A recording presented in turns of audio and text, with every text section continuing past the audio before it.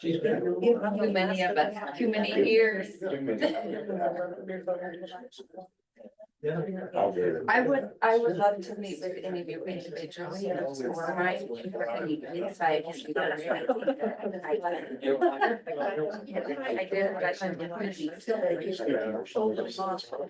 I did before the 31st. That's why I came, but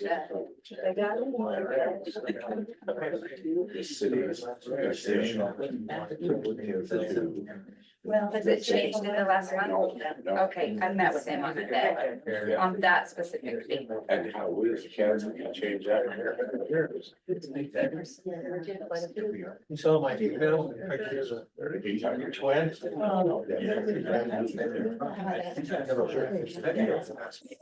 Unless there's somebody. I'll ask. Yeah.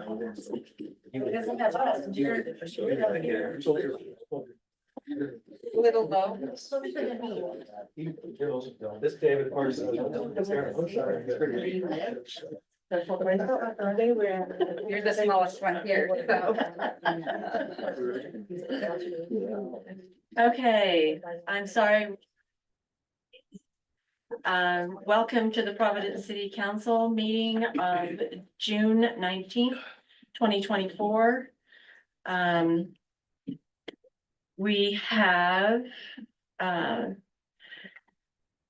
Nebeker, Brent Speth, Janelle Seeley, Carrie Kirk, and David Coons, and I'm Kathleen Alder, I'm the mayor. So we'll have the Pledge of Allegiance led by Jeff Nebeker. Please arise and repeat the pledge of faith. I pledge allegiance to the flag of the United States to the republic for which it stands, one nation under God, indivisible, with liberty and justice for all.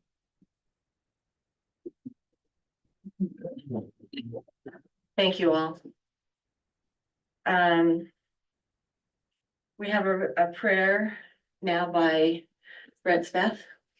Unless, is there anyone in the audience that would like to give a prayer?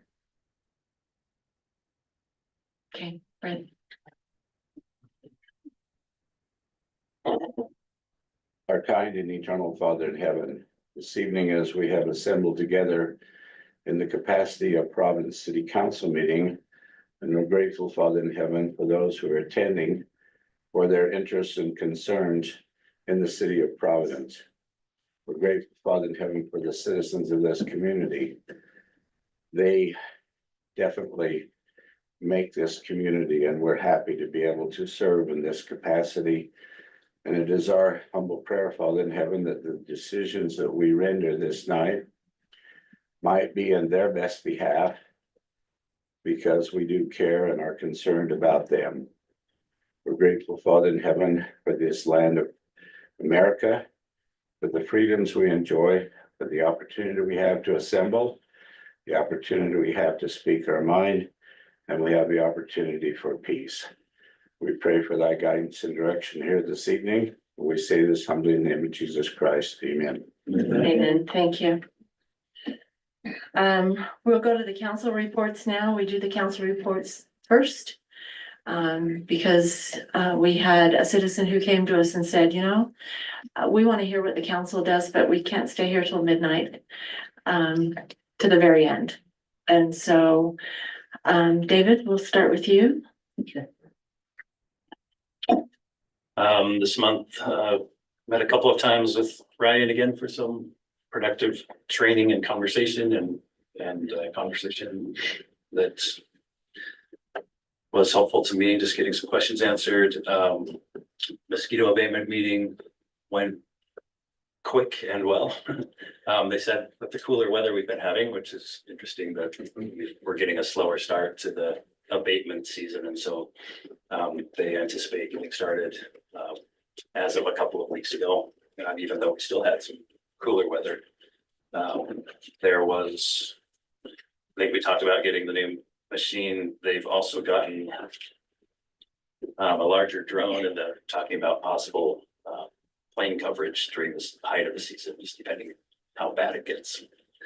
Hopefully not bad, but see. I had the opportunity to participate in the cemetery cleanup after Memorial Day with the city staff, and that went really well. It feels kind of sad sometimes to pick up perfectly living flowers and then put them in a dump trailer, but the dump trailer was beautiful. The most colorful dump trailer I'd seen, but and a lot of them are, the flowers were dying off and needed to be removed, of course, but we have a headstone in that cemetery, and so it means a lot to us what the city staff does to keep it looking nice, and we've seen it fill in over the years, and it's always a beautiful place to sit for reflection, and so it was an honor to be a part of that cleanup. I hope to participate in that in future coming years as well. And then was able to meet with a couple of residents regarding the sidewalk project, mainly concerns over safety and water runoff and some things like that, the drainage concerns, which Brian and I talked about as well, and we'll be discussing that probably going forward at some point. I think that's about it for me. Thank you. Carrie? The youth council had a successful and fun dance at the beginning of the month, and that finished the youth council year. And we have accepted and closed applications for the following youth council year, and have 32 youth who've applied, which is about a third more than usual. We usually have right around 20. So the youth are loving the service that they provide to the city and to each other, and it's a successful and growing program. I was asked by the Sauerkraut Days Committee to make an announcement and an invitation. They need help getting the sauerkraut ready, which has been a fun old tradition in Providence. It started out with Providence First Ward as a fundraiser, right? More than 100 years ago. And again, citizens are going, like we haven't for a very long time, but citizens are going to be asked to help with the sauerkraut preparation. And Nicole wanted me to specifically invite the city council members. So I personally will be gone on trek that day, but it's Saturday, June 29th at the Bridgerland West campus, beginning at 9:30 a.m. And they need 6 to 8 additional people to just like chop sauerkraut and get it ready. And the labor savings will be passed on to the citizens when they buy their sauerkraut at their cans of sauerkraut at Sauerkraut Days. So I'll just pass around a sign up for that if the council will take a look at their calendars. And you don't have to commit on this, but if you're interested in more information from Nicole, or if you think you could possibly help, will you put your name and phone number, and then let's pass it through the audience too. Many of you are service-minded citizens and might want to participate in that. Then I've had some conversations with concerned citizens. I've been in conversation with someone who's concerned about the tennis courts being protected from pickleball players, the placement of the skate park, of course, the budget and specifically compensation. And then I have a few meetings for the end of this week concerning the First Eats sidewalk project. And we'll look forward to hearing the solutions that those citizens have to propose. Thank you. Jan? I don't have a lot to report. Been sick and out of town quite a bit since last meeting. But I did have a couple conversations with John Drew about the budget and with some other citizens.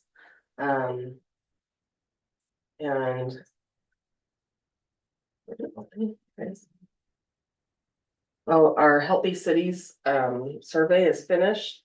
And we've been working with Courtney Flint at the Utah State, and she's doing an analysis on all the data that has been collected for us. So hopefully that'll help us to make some informed policy decisions on what residents want and how to make Providence even a better place to live. So I'll work with the mayor to schedule her presentation in a future council meeting.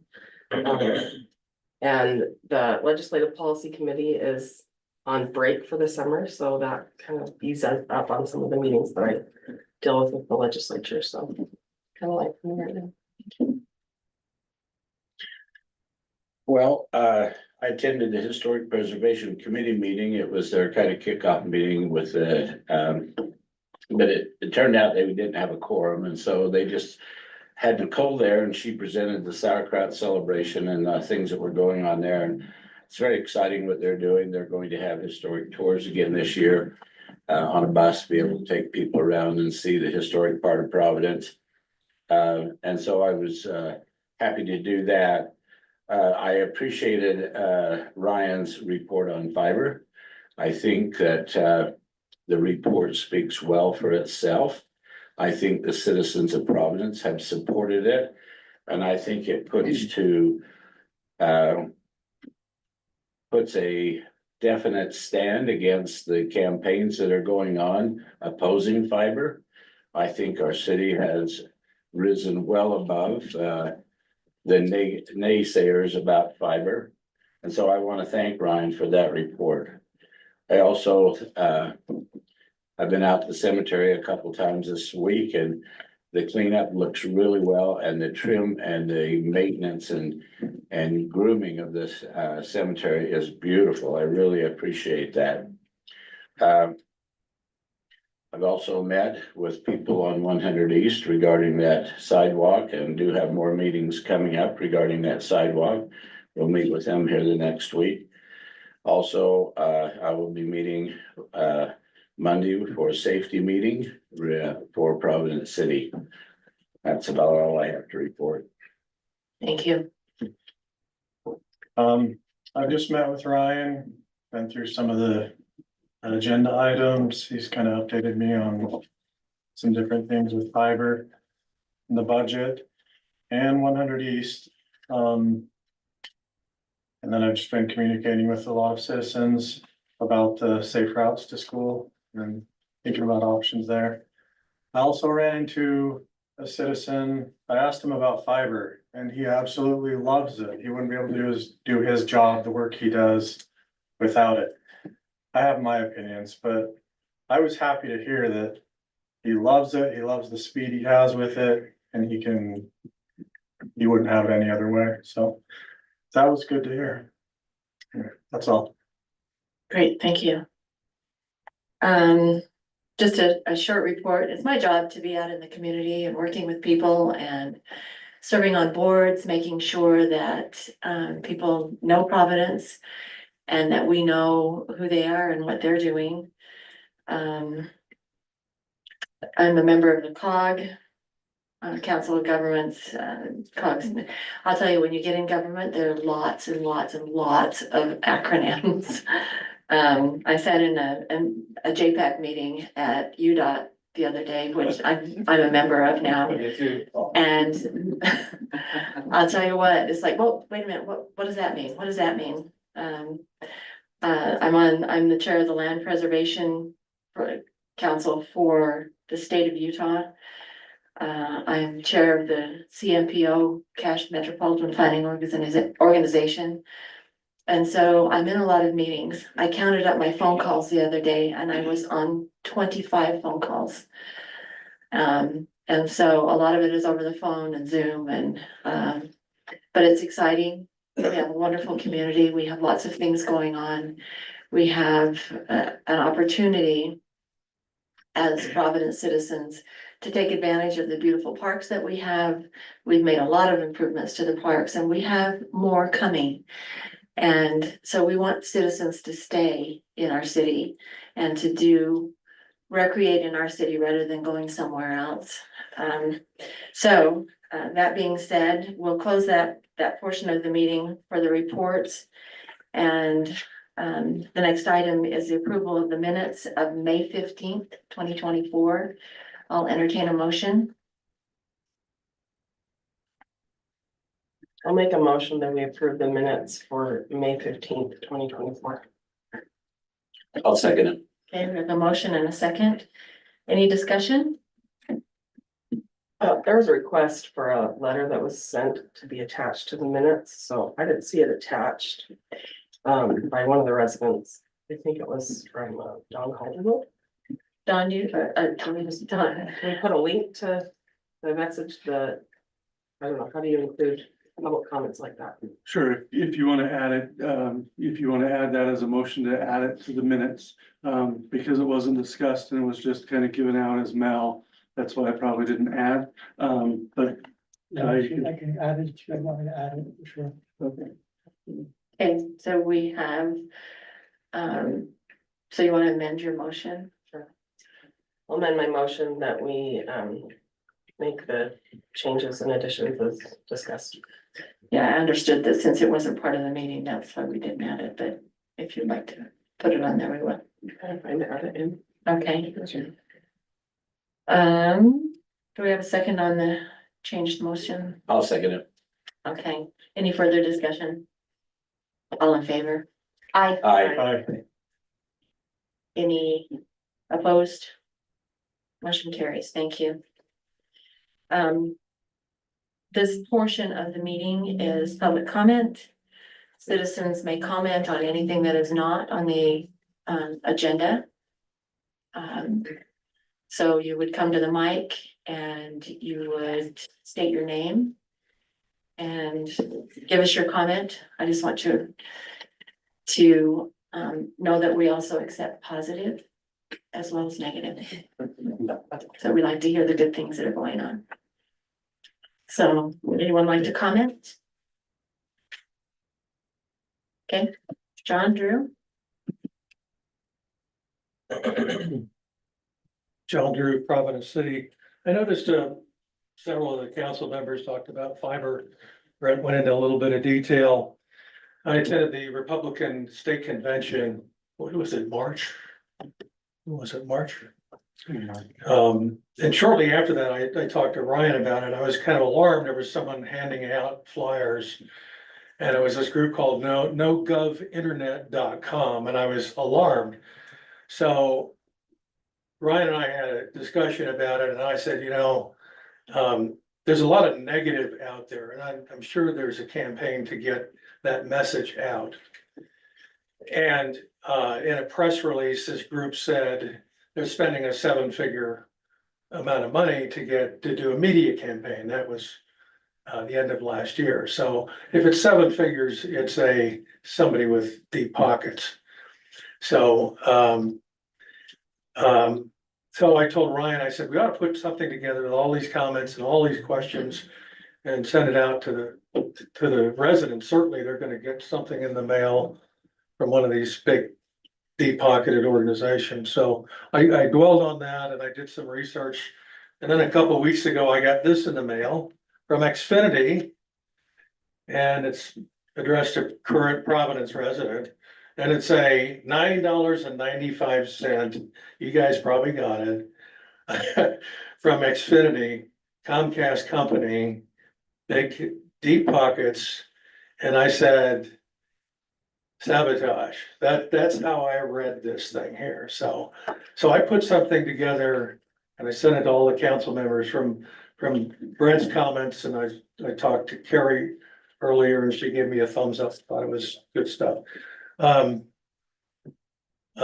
just put some research together and I found some articles, a lot of it was negative, but I also found a recent article that's about 3 weeks old that identifies who these deep pockets are. So as a council and mayor, we put a lot of effort and thought into it. It wasn't something we took lightly. We considered the business model, we considered the impact on our finances. We got objections from people that didn't want to see us bond for $8 million. There are a number of naysayers out there in the community, people's names and but part of my comments here, and I think you read it all and I've got extra copies, is for the council to stay tuned into not only what's going on with our network, but what's going on in the industry as well. Because the last thing we want to see is be in a situation, and there's a history of this, where municipal governments got in trouble and they ended up using taxpayer dollars rather than ratepayer dollars to pay down the bond. And we don't ever want to be in that position because some competition snuck in. Now Comcast is offering 50 megabit speeds. but then there's a caveat to that. You know, for the smaller family, that's 50 megabit speeds more than adequate, so. But my recommendation to the council is there be something in the newsletter, maybe once a quarter, can be just a little box. But an annual report, like we do for the culinary water. Answer some basic questions, give residents an update. I think it's good PR. Anyway, hopefully all of you agree. It's my suggestion, and it's my 2 cents, and I was more than happy to do the research and put the effort into writing this. Thank you. Thanks. Thank you. Okay.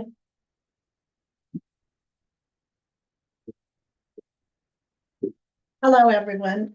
Thank you for letting me introduce myself. My name is Cassie Brown Palmentary.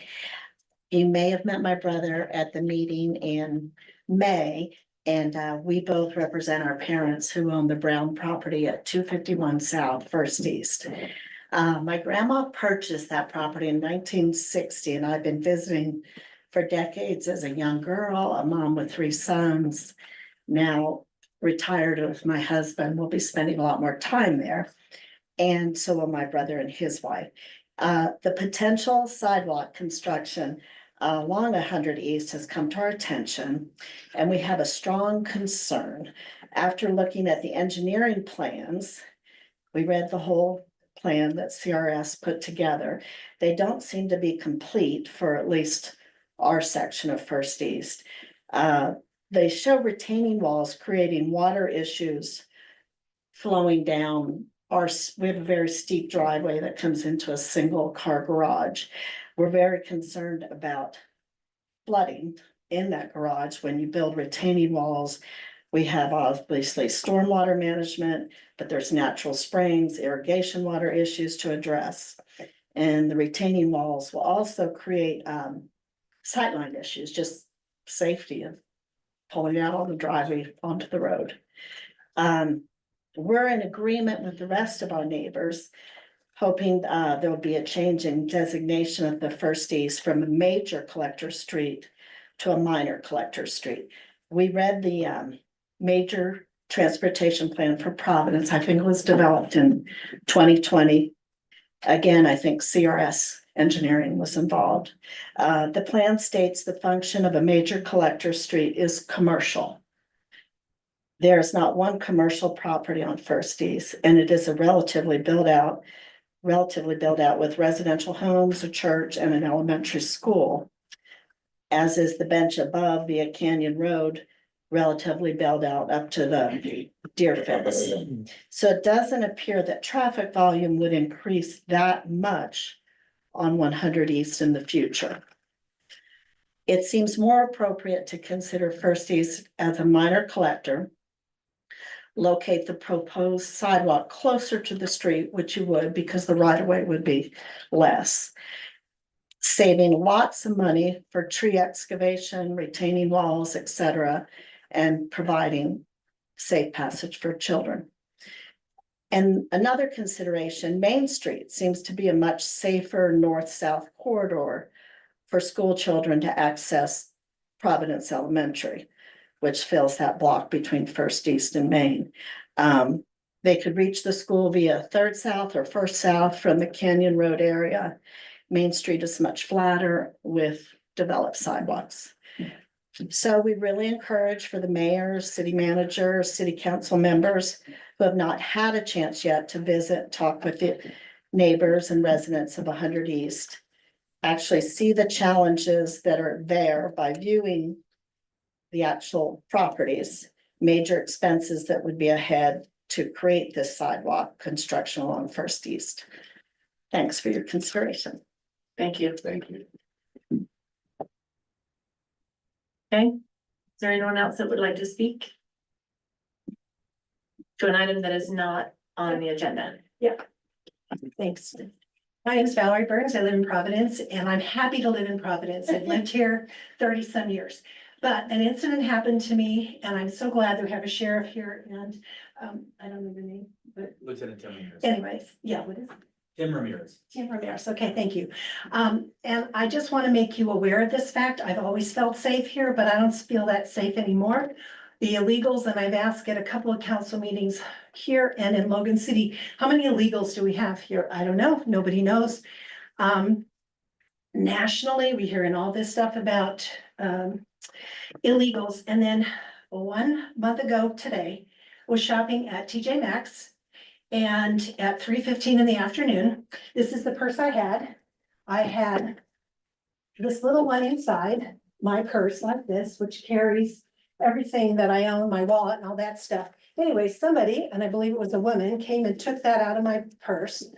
And within a half an hour, she goes over to Sam's Club, and now they use my credit cards. I have $5,000 on my Visa, and I have $825 on my American Express. These are the pictures of the guys who they think did it. I have a police report, and I guess I just wanted to say, I think we need to just be more careful, and I would highly recommend for all you women that you carry your purses, because I didn't do this, and you're doing it, that's already good. If you carry your purse like this, they would never have done that to me, but I was just shopping around in my cart. They took it right out of my cart.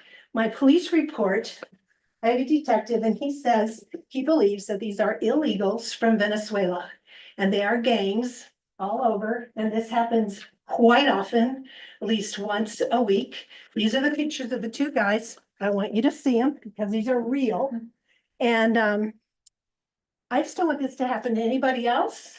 I don't want this to happen to any children, like on national news, because we have illegals here. And the sad thing about Sam's Club is their cameras are so poor that they cannot get a good picture of the guy who's the two men from the illegals from Venezuela to be able to send it locally and nationally. Otherwise, if they were better, they could send that nationally, and because this is a felony, we could start to weed this out. Now, one other thing I want to say is I called the Herald Journal because I'm a little ticked about all this stuff. This is my identity, my licenses, everything's gone. And I left a message. Come closer to the mic. I'm sorry, I left a message with the editor. He didn't call me back for a couple of days. I called him back and I said, I just wanted to know if you could do an article about the illegals that are here. And I told him my story. And I said, I would hope that you would want to do something for protecting women, especially because this is usually women that this happens to. And would you believe he said to me, well, he didn't call me back. I called him back. He says, well, I heard your voicemail and I just want you to know that your report sounded very racist to me. Mm-hmm. And I went, racist? That's the police report saying that these are illegals from Venezuela that are gangs, and they're here in Cache Valley, they're in Logan, and I don't know how long they stay here. You can probably tell us how long they stay. They don't stay very long, according to my detective. But anyway, that's just what I wanted to tell you. I've always felt safe here. I don't feel safe all that much anymore. So I don't know what else we can do as far as just wear your purses differently. Just keep your eyeballs open. People acting weird. I don't know, maybe the sheriff has something else he can contribute, but I just don't want it to happen to anybody else because it's not fun and it could be very bad. It can be murder like you hear nationally. It could be rape like the little 13-year-old kid. So that's it. That's what I wanted to say. Thank you for the warning. It always is good to know that we should be careful. Yeah, can I just? Thank you. That was that.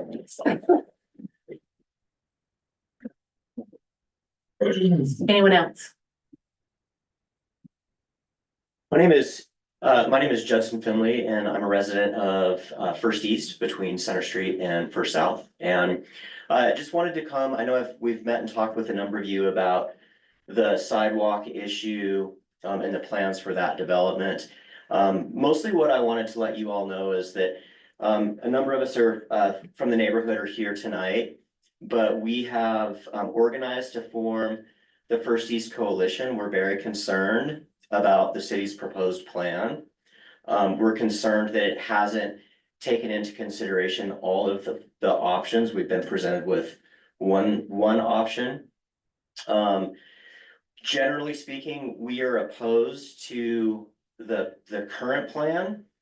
We would like to encourage the city council to do its due diligence to seek out alternative plans, including one in which no sidewalk is constructed. We're very concerned about the historic integrity of downtown Providence. I've heard a number of you speak about visits to the Historic Preservation Committee, about concerns with maintaining the beauty of Providence parks. First East in downtown Providence is one of the most beautiful parts of historic Providence.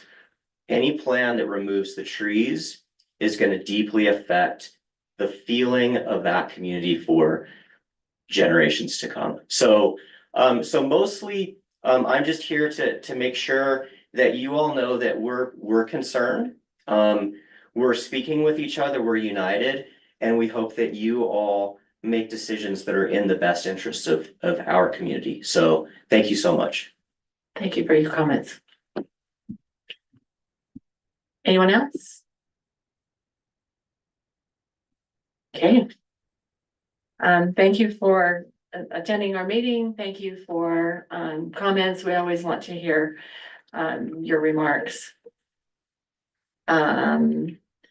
Okay, so we'll go ahead on public hearings. Item number 2, Cache County Sheriff's presentation. So we've got Chad Jensen with us today. I told him I didn't know the big guy was coming. Well, that could be a bad thing for the council. Chad Jensen, Sheriff of Cache County. With me tonight, I have Lieutenant Tim Ramirez. He's the lieutenant over our patrol division. Before I start my presentation, I can speak to some of the concerns that were brought up earlier about illegal immigration and what we have here in our county. And she's 100% right. There's no way to know how many illegal immigrants we have in Cache County. What I do know is Venezuela is a problem not only for other places in the country, but particularly in the state of Utah. There is one city in West Salt Lake that has 16,000 illegal Venezuelans in that community. Denver right now is buying plane tickets and bus tickets from Colorado and Denver specifically and pushing them to Utah because they're out of resources in Colorado for them.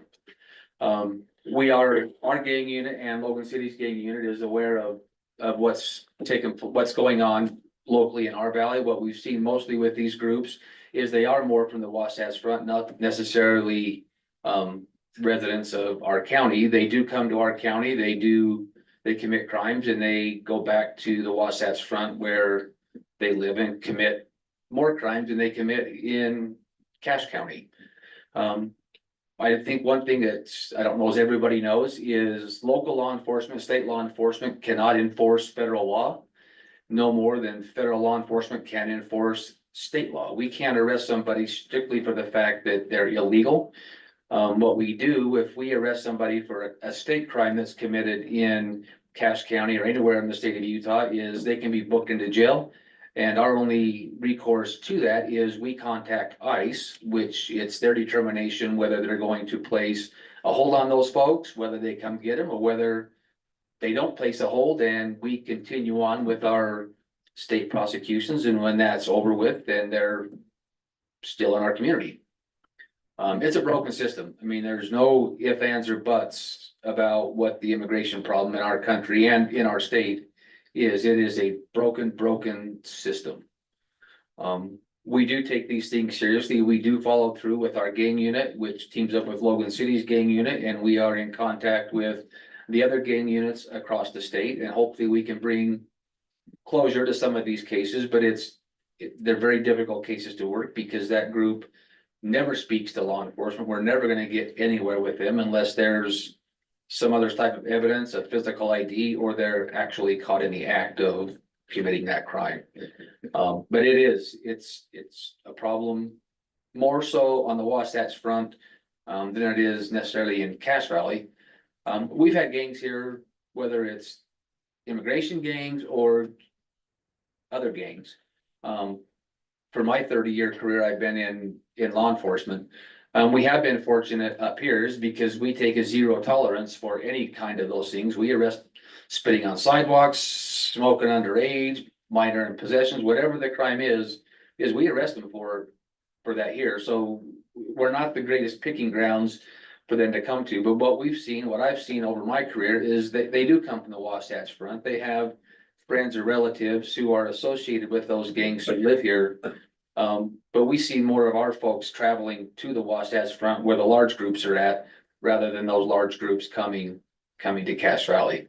But we do have gang activity in our valley, whether it be from illegals or just from street gangs that are present in Utah and somewhat in our valley.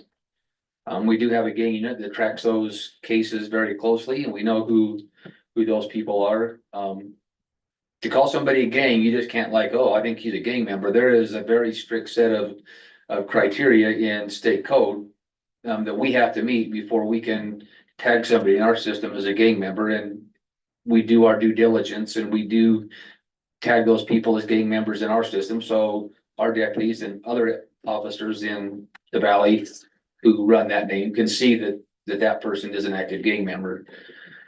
But I think we do the best we can, but they're traveling groups. Whether it be the Venezuelan group this time or any other nationality that comes through, diapers are a big thing, baby formula is a big thing. They come through and do shoplifting, hundreds of thousands of dollars in our county. Some years just go through and wiping out diapers and baby formula, things that are high dollar that they can turn around and resell at a high demand but high resale value of those things, and they're virtually untrackable. Not stealing stereos or anything that has a serial number. They steal baby formula at $40 a can and they take it and sell it for 20. So we do get those groups that do travel through our county every year. They're here for a few hours and then they're gone. So they're hard cases to deal with and hard cases to solve. Not that there's not an effort being made, they're just difficult cases to resolve. So I don't know if that sets your mind at ease or makes it worse. I'm not sure, but we are aware of the issue, 100%. Okay, with that, I'll move on to my agenda for tonight. Not that that's a little bit more interesting and exciting than what I have to present. I'm just gonna talk about numbers and hours, but we'll move on with that piece. So we don't really have any contracts at least on the patrol side to worry about this year, because you're just starting on July the last year of the 3-year contract. So we won't be any contract discussions until next year when we look at renewing the patrol contracts. For some numbers as we move forward. Yeah, that's the wrong one. No, this is the one. So this year, so far in Providence, we've taken 1,631 calls for service. If we figure in the last month on a 12-month average, you'll be at about 1,785 calls for service in Providence. If we compare that to what last year was, 1,870. So about 80 calls short of what we did last year as far as calls for service. Providence is really not a lot different with that as I see in all the other communities in the valley. I mean, our population is growing, there's no doubt about that, but incidents and calls for service aren't growing at the same rate as our population. Everybody is pretty boring as far as let's keep it boring. We like that. Yeah, but that's really, I mean, we don't see a lot of big swings. I did go through and look at what some of the numbers were and comparing calls to calls. And outside of a few one-offs here, one-offs there, it's pretty much the same. One big jump this year, which was actually, I think, probably a good thing because we've done some things with this, is you had 40 less VIN inspections this year than you had last year, which would be half of the calls for service. What we've done with the VIN inspections, rather than having a deputy go to somebody's house to check a snowmobile or a vehicle for a VIN inspection, is we put cards in. DMV is either calling us to DMV to go take those calls, or they're just having them drive down to the sheriff's office and we do it. So they don't have to make 5 trips or wait for us. They can just do their business all in one trip. What triggers a VIN inspection? So if you buy a vehicle that's from out of state, state of Utah requires that a VIN inspection be done, and we run it to make sure it's not stolen and things like that. So an out-of-state purchase is usually what Triggers it. triggers it. Or if somebody buys one, we see this a lot with like motorcycles and snowmobiles, somebody loses a title and it's an older sled, we run the VIN number just to make sure that it's not stolen, so the new owner can get a new title for their machine. So yeah, it's really, I mean, some of that stuff is just really kind of boring. It's just right there. And we see that every year. I mean, you could be up 50 calls next year over this year. I mean, we see little bumps and moves as the years go on, but we're not seeing any huge swings in Providence or really anywhere else in our valley with huge waves and huge increases in calls for service from us. So that's a good thing. We keep it as boring as we can keep it. Now, our arrest numbers are up. I didn't bring that particularly, but I can say overall for our office, our arrest numbers are higher than they have been before, which is some of the calls for service are arrest type calls, not just citizen help kind of calls. So, but most of those arrests that we're seeing now are misdemeanor type stuff, still keeping it on the low level, but our arrest numbers are up from what they have been in the past. And that's pretty consistent with the little increases we see in the calls for service that we're providing. As far as time goes, Providence contracts for 2,030 hours a year with our office.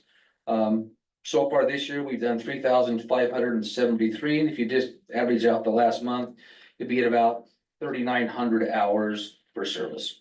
Last year, we were at 3,966, so we're just right there with the time for service as well. I talked to Ryan, and he's been fantastic to work with, by the way. Good pick with Ryan. So he's been awesome to work with. His math is more confusing than mine. I'm at the 5th grade level math, and he's at the master level math, but we come up with the same number typically, so it's been good. So we talk about this is you guys will be at about 175% of what you pay in your contract. And that's just about where I would want you to be. Everybody pays taxes. Everybody in Providence pays taxes. What your contracting gets you is patrol time and patrol cars above and beyond what your property taxes would pay. So if we can be at 150 to 175%, then I feel pretty confident that we're giving Providence a good service for not only what your contract hours are, but also what your tax dollars are paying for as well. So really, I mean, within a few hours this year of where you were last year, which again, it kind of correlates with the calls for service that we're taking as well. There is one change this year, and I've talked to Ryan with this, with your animal control. That contract is suggested for a change. Let me find the contract. So that I think it was $32 an hour. That's been the same rate for like 8 years-ish. And I haven't messed with that rate. I've been more worried about the patrol side of things, trying to get the hours more equal to where we are with the actual hours provided. So I've kind of ignored the animal control a little bit, but we're getting pretty far behind on what the cost is versus what our charge is. So rather than giving the cities the big increase, the proposal on the contract is just a $2 an hour increase for the next 3 years on that cost to get us to where we're at least covering the cost of what that service is. The animal control calls that I don't know if I brought that with me. Your animal control calls, your numbers are less, I think, than what they have been in the past. And I think the hours that we've been providing has probably been too many. So I did talk with Ryan. We are going to reduce your hours of animal control service. And if we see a big swing or something change, then I think that's up for another discussion. But we don't want to overcharge you, overbill you for hours provided that we're not really providing you a real great service. So I didn't bring that number, Ryan. We drop it by 100. Yeah. About 100 hours is what we're reduced.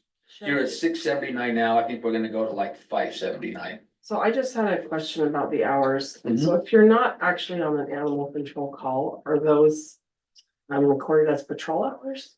No, they have their own time code. So we keep they keep their own daily records and patrol, so they have their own time code. So you have patrol time, which is the law enforcement side, and animal control has their own, they're two completely different set of numbers. Okay, Different staff as well. Different staff as well, but animal control can do speeding tickets and all those. they can, They- no, they don't- they're they don't do civilian those staff, kinds of they can write citations for animal problems or city ordinances. Oh, okay. The law enforcement guys, they can write criminal citations as well as ordinances, but they're not, the animal control is not sworn staff, they're not public safety or law enforcement. They're just civilian staff that have been trained and got some certifications in animal control issues, but not law enforcement certifications. Good to know. But they can write city ordinance citations and state ordinances if it's an animal violation. So I think when we'll reduce the hours by 100, and that'll probably be a little bit closer to what the need of your city would be. So with that, is there any, that's pretty fast. I can answer any questions. I am gonna turn some time over to Lieutenant Ramirez on a new program that he's came up with, which has been brilliant and been very effective so far. So I can let him, sir. So has there been any state legislation that's affected the operation of the sheriff's department? There's been a lot.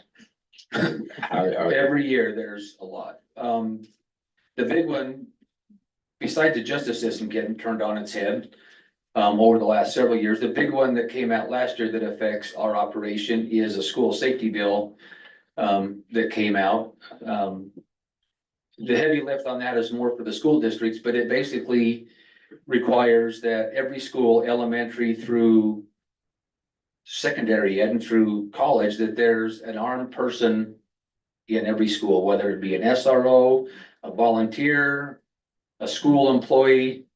I've talked with the school district. We are not gonna do armed volunteers in the schools because I think there's way too much liability.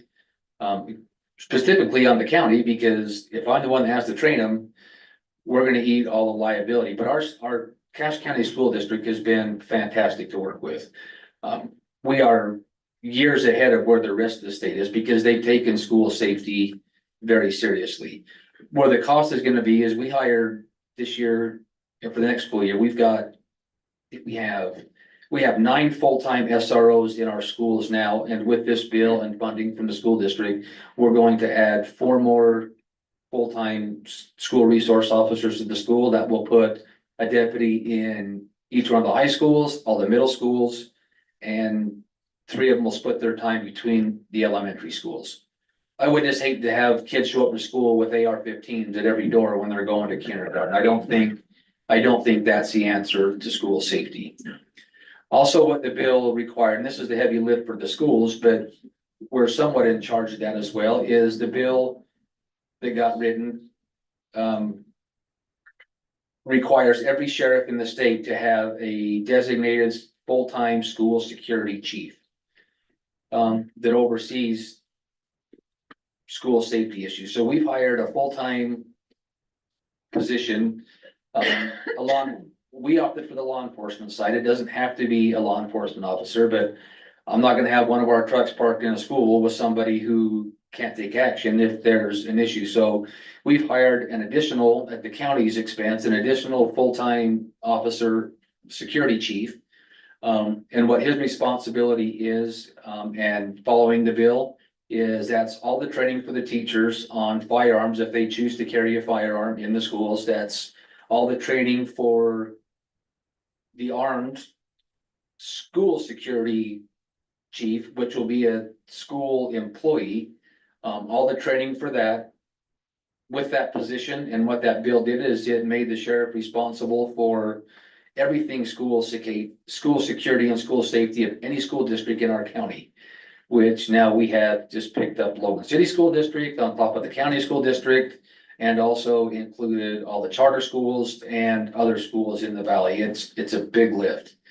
But where the big lift and the money is gonna be is what that bill requires the schools to do. If they do a remodel, you just can't go remodel a classroom or remodel the front door of the school.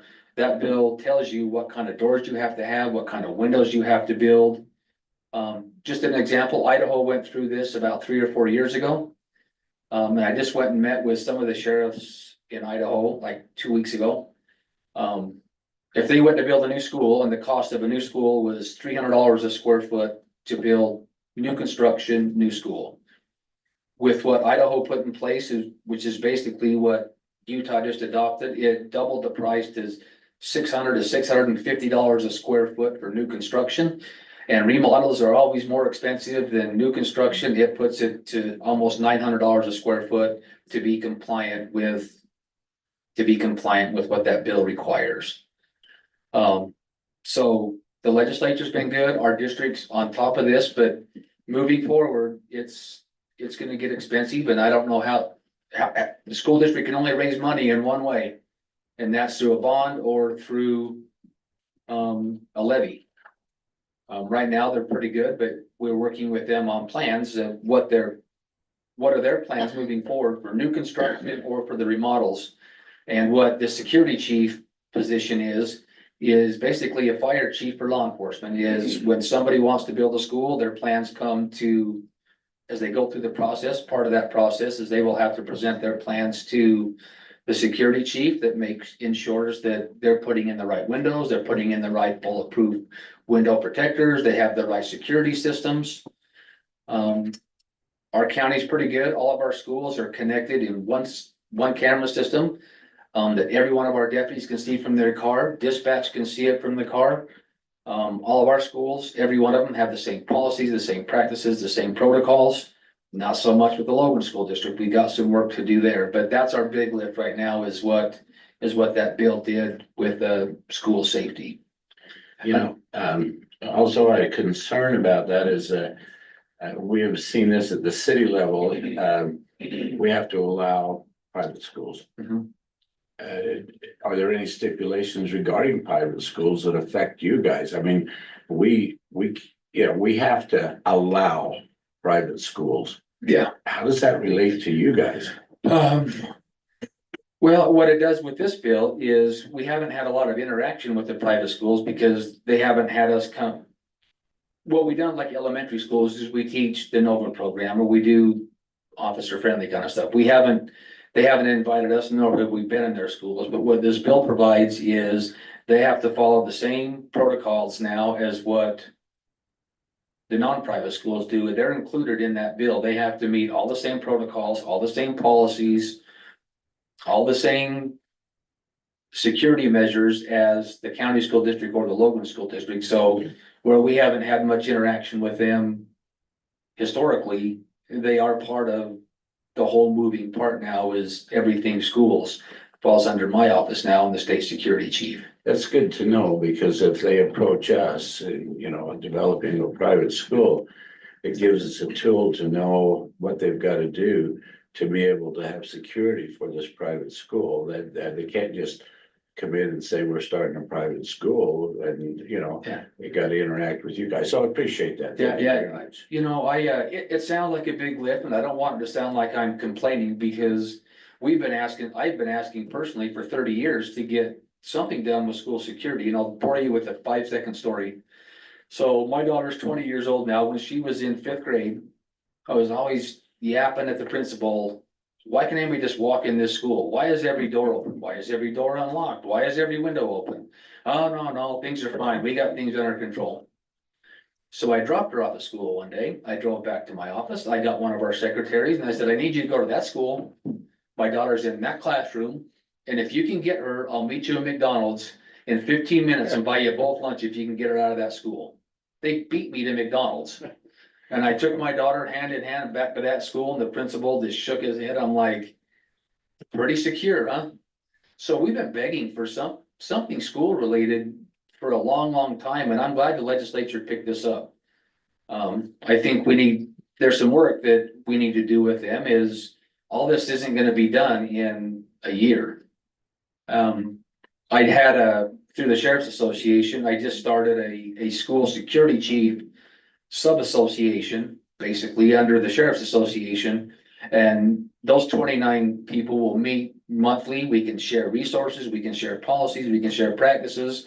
So hopefully within the next year or two that where the sheriffs are in charge of it, and it's great, there's only 29 of us, that we'll basically have pretty much the same policies and standards statewide that we can take back to legislature and bring some limits to what they're requiring. And I don't want them to tweak the bill. I don't want the bill to change. I just don't want them to be so harsh on funding and all these other things if every school in the state's not done in 2 years.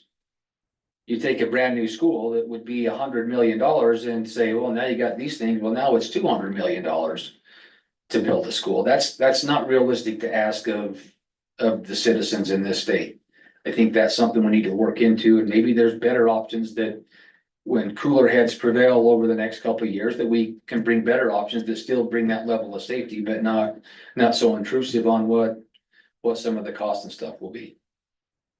So they've done some goofy things, but I think I'm not complaining about this. I love the fact that they're actually at least addressing school safety now, which this is the first time in my 30 years that the state's ever taken a stance on that. Thank you. Good. Anything I can answer before I turn it over to Lieutenant Ramirez? Thank you, Sheriff. I'll try not to take too much more of your time. I'm here today because first I want to meet you guys. I've just taken up my patrol lieutenant position about a year ago. Haven't come to one of your council meetings yet, so I want to make sure you guys, I've met Ryan several times, but haven't met you guys. Also, I want to kind of let you know what my vision is with the division of patrol, and I got a couple flyers I want to pass out to you. We'll talk about that a little bit.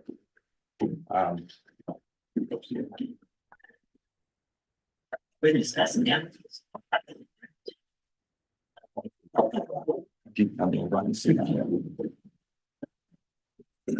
So one of my main focuses is I want to be more strategic in our policing. I want to have more targeted policing in areas where people are actually getting hurt. We know number one thing that's gonna hurt our family members is gonna be highway safety. That's where most of our deaths are. I want to be more proactive and targeted in those areas instead of just having a deputy kind of randomly driving around. I want them to know that this is a priority area that we've had several fatal accidents at, or we've had a lot of complaints at, that type of thing. That's one of this, but so what I've done is we've added 2 deputies who are offline positions. This is funded by the county, and a sergeant that's over that division. These deputies have the ability to do some out of the box type thinking, some proactive, different types of methods of solving problems.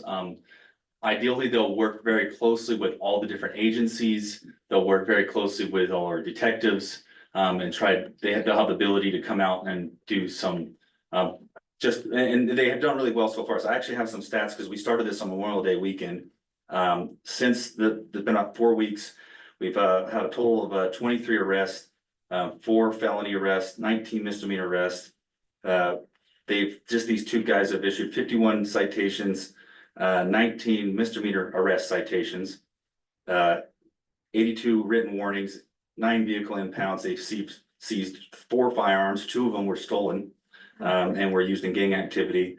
And they've been helping other agencies with arresting fugitives as well that aren't included in these stats. So they're doing really good. That's in Cache County. That's just in all of Cache Not in County, Providence, not- all of Cache County. Yep.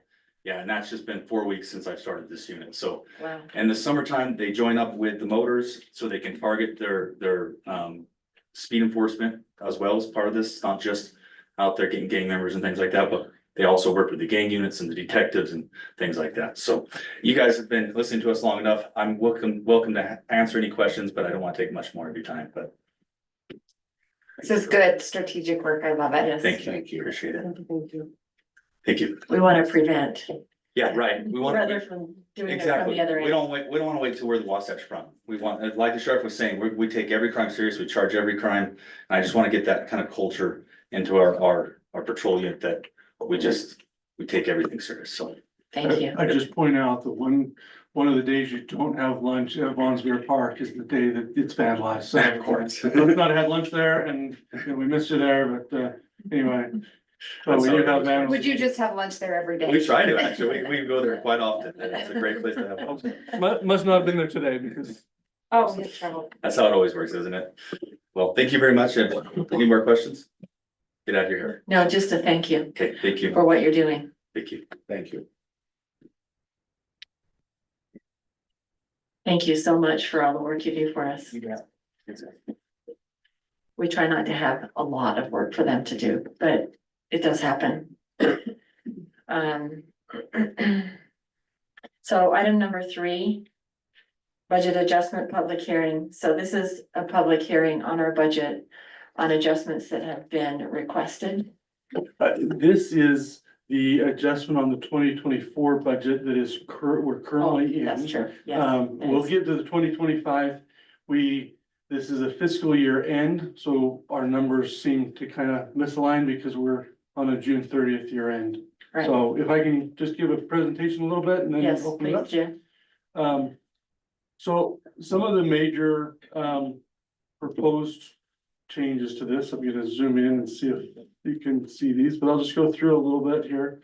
So some of this, in most of the funds, we have an additional revenue and we have some additional expenses. So most of them are, we had a few little things that came in plus or minus. And a lot of it is driven by service. For instance, some of the others, water, if we have more water, we have more expense to produce that water and some of those. Primarily, I'd like to point your attention, one to the 45 fund. This fund is where we build projects out of, that are funded, tax-based funded projects, trails, roads, some of those things. You will see a proposed increase in this. And we did have a grant that came in and funded most of that, but there was a shortfall. But the issue is it was budgeted in the 23 budget. It didn't complete by June 30th, so it got carried into July, got completed in July in 23. So it was in our 24 budget. But some of those projects, because our construction season is over the summertime and our budget is a hard July 1st deadline, there is a few projects that went over that time frame, and that's what this is. They were budgeted in the previous year. They just weren't completed and completed in the following year. So that is the primary one that expenses went up, are adjusting up more than the revenue is adjusting up, is because of those projects. We had Third South was constructed, we had First South, we had several different projects, the bike lane project, some of those that were kind of delayed in it. We had we tried to get them started early in the March and April, but this one's kind of extended. So that's what that one is. You'll notice in the others, mostly it's a revenue. We're catching that revenue upswing, and there were a few expenses. 51 is water. So we had additional revenue and we had a small amount of additional expenses expected there. Sewer, so we're well within budget. Most of these we wouldn't necessarily have to do, but if you remember, our audit last year recommended that we go through and true up a few of these. So we have done that. Stormwater, we just don't have a lot going on in the stormwater, so we have a few more expenses, but not much. Garbage, we do have more expenses in the garbage. We have had a transition, and with that transition, we expect more expenses to have occurred, and we are learning on garbage, and it's been a definite experience for us to take that on. Still, I think the right thing for us to do will end out well. Didn't really have much of a choice in taking it on, either the consortium or us. Logan wasn't gonna do it anymore, but we have seen some of those expenses. We had to buy a few more garbage trucks than we expected, because our brand new garbage trucks that we ordered in plenty of time, we had, and this is not sheriff related, he's gone, but it's not sheriff related, it's not that way. But we had 3 trucks that were built, the bodies were built in Texas. Or the truck was built in Texas, and then one got taken to Mexico to put the body on the garbage truck part of it on the truck. and 2 of them went to Canada. Canada apparently is a much harder border to cross for garbage trucks. Because it took weeks to get through that one. And they're being built, they're in construction, and then it'll take weeks to get back over that border. Why garbage trucks take so long to cross the border, I don't know. But in Mexico, in the same period of time, it went across and was back in the time that it could even cross Canada's border. So we have that one. We have one of our brand new ones. We're still waiting for the other 2 brand new ones. So in order to do that, we had to go out. We bought a few other trucks, one from Fargo, North Dakota, one from Denver, and one from the Wasatch Front. So you'll see, we have a patriotic fleet. We have red, white, and blue trucks. In our brand new ones are all white, but we've ended up having a very patriotic fleet. But it wasn't intended that way.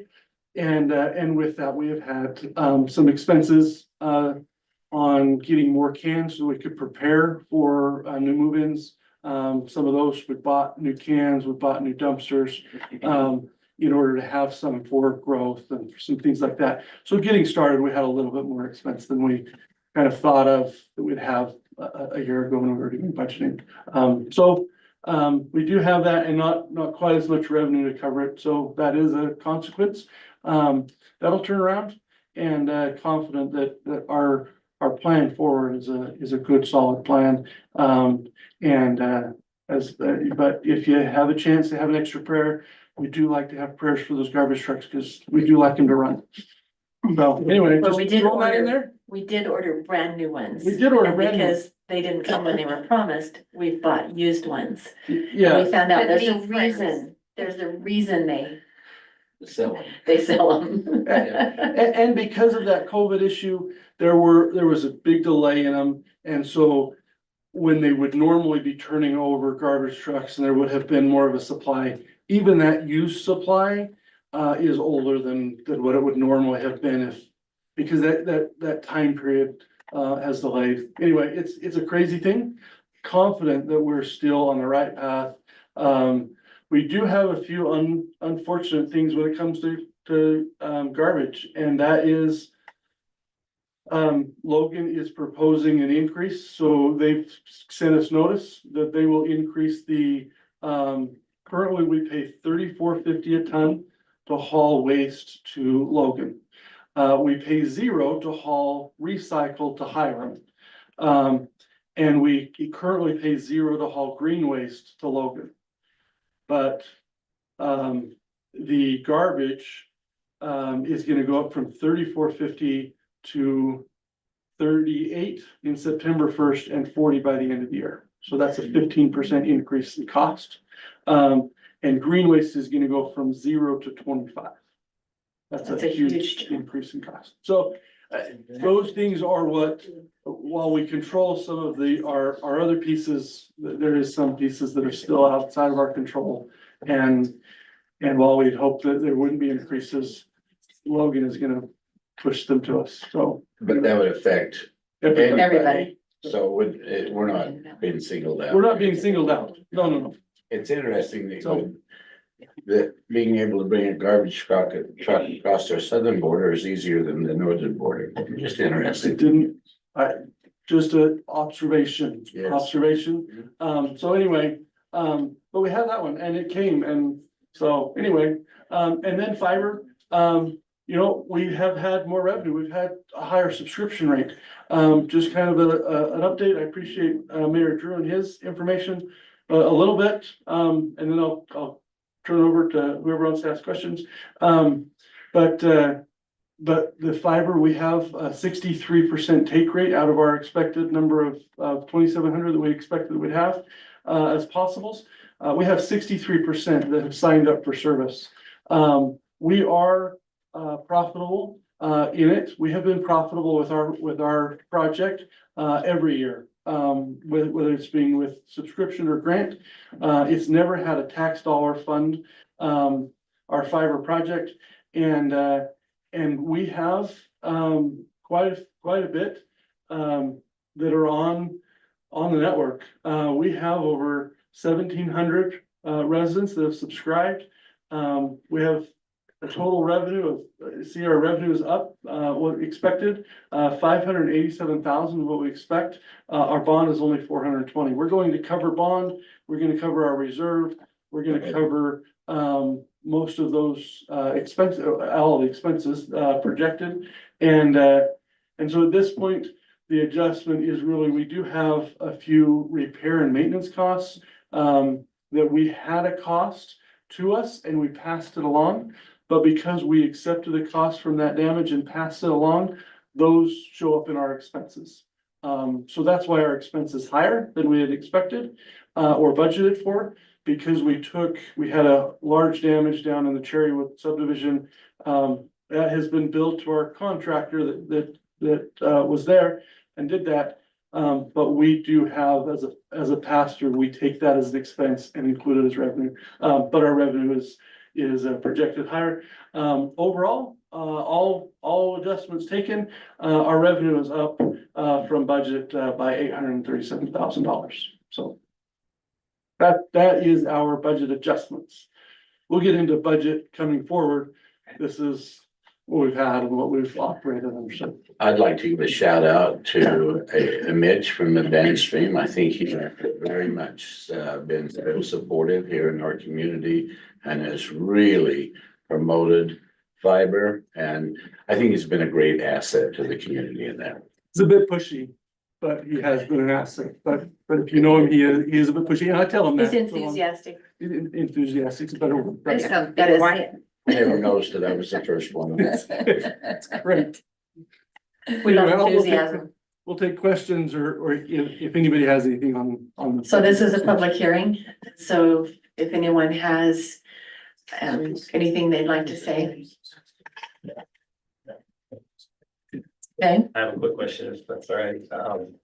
Regarding the used garbage trucks, it was mentioned previously that once we receive the new ones, then maybe there's an opportunity to sell the old ones. Is there a plan in place to do that? And what does that look like if there is? That's a great question. At this point, we have found that when we had 3 garbage trucks, we had some days that we only had 1. And so when we have 2 garbage trucks, we figure we'll probably wait to sell anything until we've gotten through the quirks of new, because even out of having bought 3 plus the 1 new one we have, so we had 4 on, and at one day we only had 1 of those 4 working. And we'll work out the new kinks of a new vehicle and truck before we go to that. But I think one of the things we've learned is we're gonna hold a little bit bigger fleet. So we're gonna hold that a little bit more, just in case. We might sell off one of the trucks, but we'll probably, instead of holding just 2 that we had planned for, we'll probably hold 3 or 4 of those side load trucks. And just for the case that if something happens, having a little bit more depth. We had a couple of days that we were pretty nervous. Logan has committed that if we don't collect garbage in a week, they've committed, if we can't collect garbage for an entire week, they will come in and help us.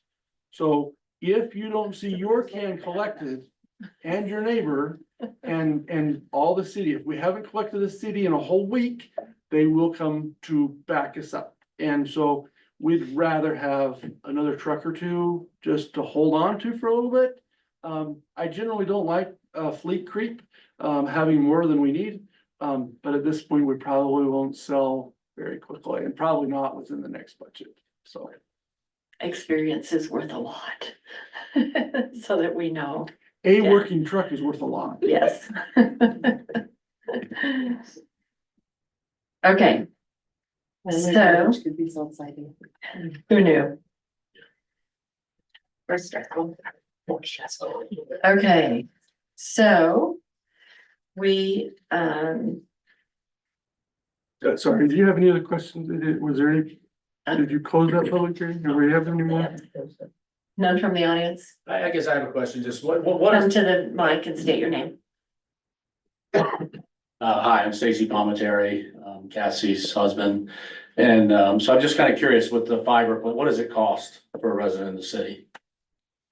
We have different tiers. So we have a base tier of $5, or of $10, and it gives you 5 megabits, download speed. We have, 250 megabit, and it is between 60 and 65, depending on the ISP you pick. And the 1 gig is between 70 and 75, depending on the, ISP you pick. We do have a 2 gig package. I don't have that memorized price wise off the top of my head, but I can find it for you if you're interested. And if you're interested in a higher package and you really need a lot, we can work with you on a 10 gig package. But it takes a little bit different and it is a bit more of a price. So, but When you stay here for the summer, you'll be flying. That's it. Well, yeah, because we spend more time there, we might need that, so. It's nice. It's nice. My hotspot on my phone isn't cutting it too well. happy to help you find. Yeah, that. we're happy to get that. Okay. Okay, no more comments from the audience. Okay. So item number 4. So we'll close that part of it and go to item number 4, elective and statutory officers compensation public hearing. Brian? You want to explain that? I'll just give the overview, then we can answer any questions. So we just, and I'm gonna pull up my Excel sheet because it has a couple more things on it to explain. So this year, the legislature passed Senate Bill 91 that that indicated having a salary schedule or adjustments to have its own public hearing for the statutory employees. We've added elected because that fits kind of the same public hearing. So anyway, at this point, this is kind of showing what the adjustments would be. I have this based on salary in the tentative. I proposed it by hourly. I can do it either way. I have it both presentations. I can do whatever. If there's a question one way or the other. I love to do numbers in multiple different directions, so you're welcome to ask me any of those. Kind of seeing a cost of living adjustment, being a bit conservative on the mayor and council. It is has been the standard practice of my position to propose an amount. We look at the CPI, the cost indexes. We look at other changes. But realistically, we've kind of flat between 4.5% and 5% proposed adjustments. The last 2 years, the council has not taken adjustment. So the staff continues to propose to show that adjustment. Whether you take it or not is obviously your choice, but it is presented at a 4.5% adjustment.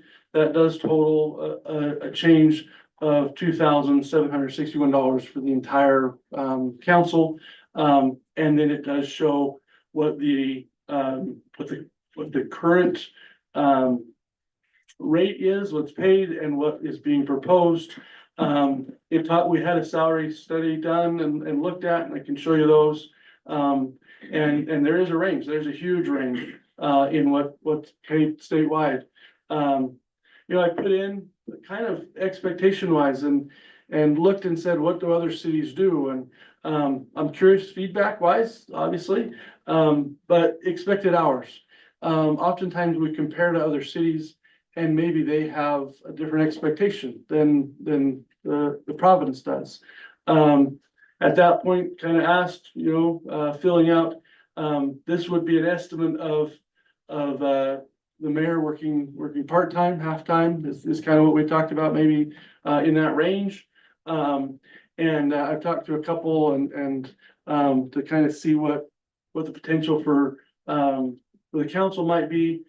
This puts it at quarter time, maybe 10 hours, 10 hours a week.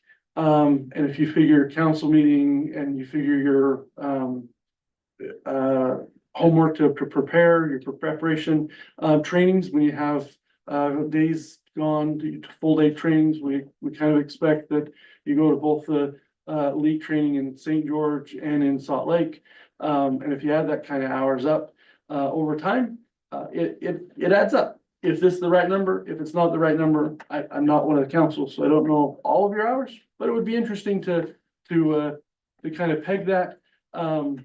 And some may do more in certain periods of time. I know that, Jeff works full-time in the school, and so it's harder for during the school year. But he has come more during summer, and some different ones, you know, your jobs differ. And so I realize that. So I've tried to plug something in trying to fix that. But if yours is different, then certainly that would be interesting and good feedback for me as I work on budget ones, going forward.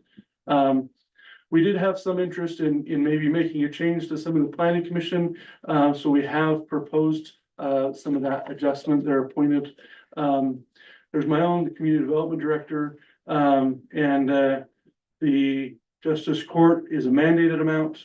The amount on the staff and mine, you know, if you look over the time, and you compare to the change of median income in Providence residents over time. If you'll look over the last few years, well, it's not here, I'll pick on him then. But if you look over time, there is a change in the amount, well, we can pick any of them. But there's a change in the amount of percentage of median income to what it has changed. And so for our public works director, in 2021, he was paid 88% of the median income for the city. You know, with this increase, with the changes, with this increase proposed, we're looking to bring him back to about 85% of that median income. So it seems a little high, but we've fallen back a little bit. We are trying to push, so that we're not, we've tried to make sure we're at the base 25%, pushed up to the 50%, and this is kind of saying, you know, we're ready to push a little bit beyond there. We have had some difficulty. Our next tier water supervisor, we spent 9 months trying to hire. And so it takes us a lot to hire those. So anyway, just statistics over the past couple of years. You can see that the housing prices is skyrocketing up. That's one of our largest costs of living. And in some parts of the state and in Providence and other areas, it's nearly doubled in the last few years. So the costs, both cost of living and market is adjusting. And so with that cost of living, and when we look at cost of living market and adjustments, it does seem like a fairly good shift this year, but that is to catch up and to kind of put us a little bit above the average. We've got that reduces our turnover, and that accelerates the benefits that we have providing. We've also taken on as a staff, we've taken on fiber as a utility, we've taken on garbage as a utility, and that affects a lot of that staff.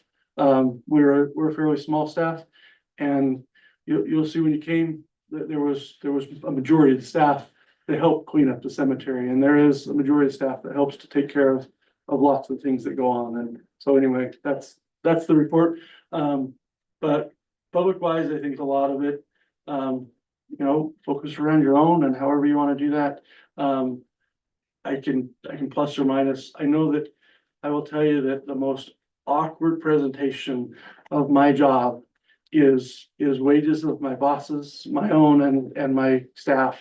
And if there isn't a more awkward piece of my job, I don't know what one it is. So that's my report. And you can criticize or take me whatever you want, because I'm just trying the best of what I can figure out. So there you Thanks go. for charging ahead. We appreciate the numbers and the follow-up on them. At this point, we will take comments from the, Limited to 3 minutes. yes. Okay, I'm gonna put a 3-minute timer on you.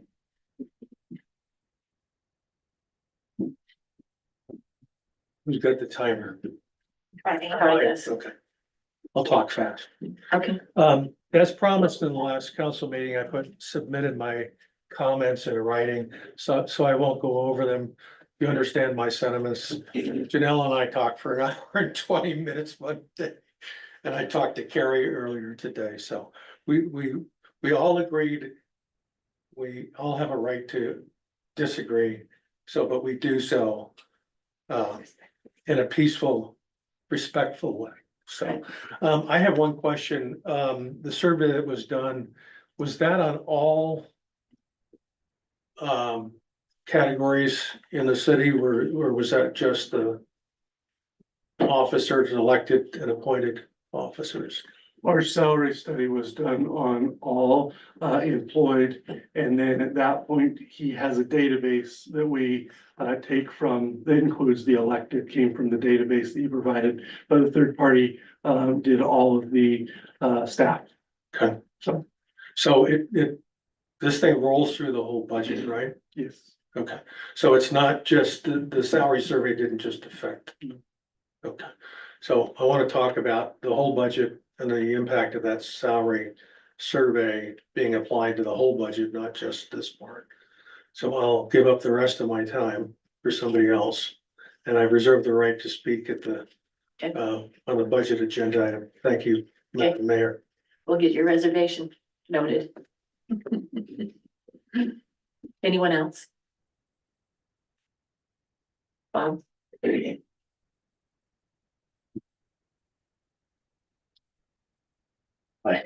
Bob Washburn, Providence.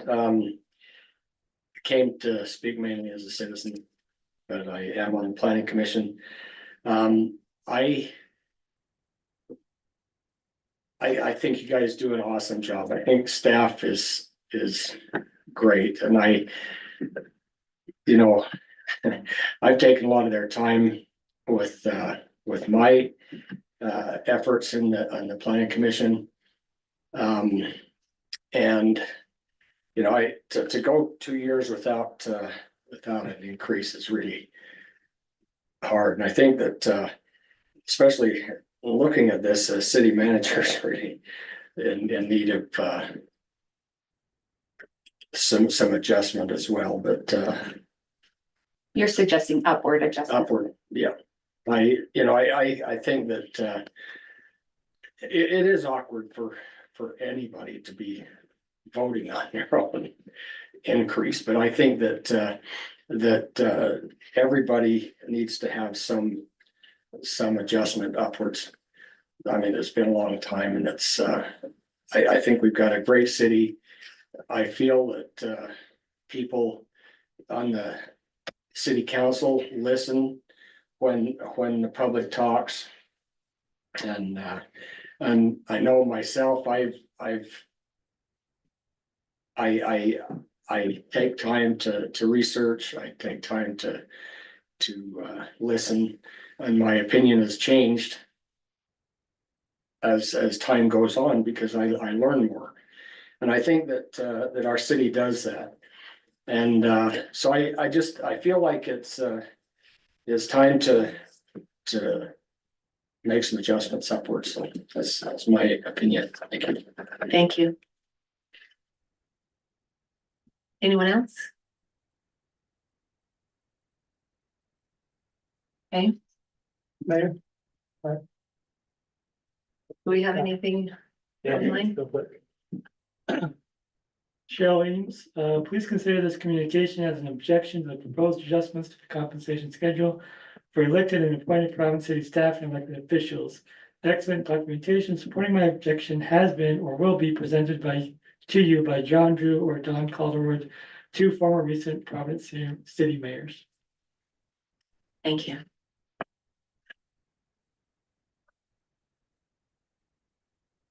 Okay, anyone else? Okay. We'll close that.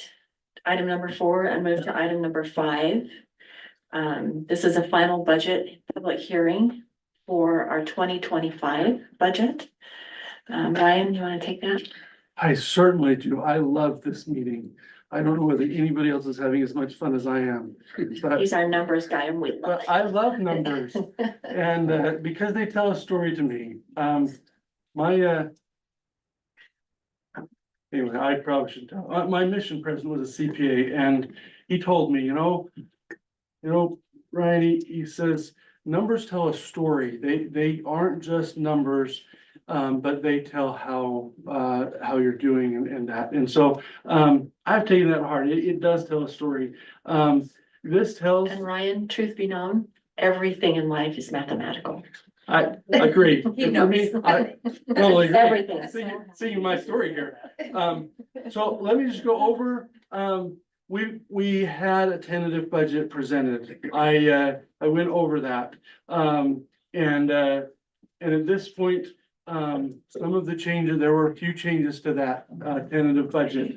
One of those is I met with the, wonderful, city celebration, ladies, Ashley and Nicole. And they said, we have some great things planned. We just need a little bit more. And so we kind of worked out a couple of things. We were a little conservative on a couple of revenue ones, interest primarily. And so we added a little bit more expense to the city celebration, moving it from 17 in the tentative to 20 in this final budget. So that has made a modification.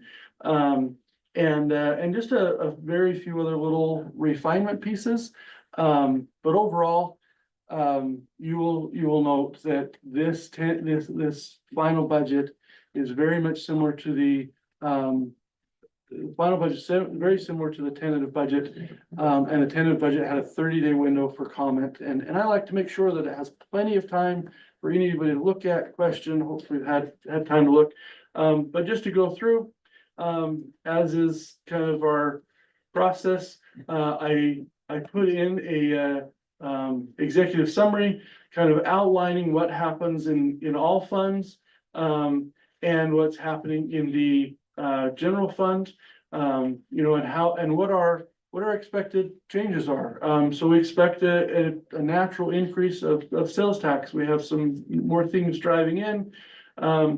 We have a revenue that comes in projected generally 2%, some specific ones.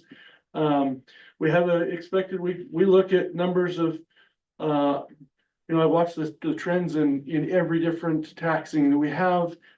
We expect a continuous decline in our telephone license tax, that people just don't have landlines like they used to. And we continuously see about a 10% decline in that.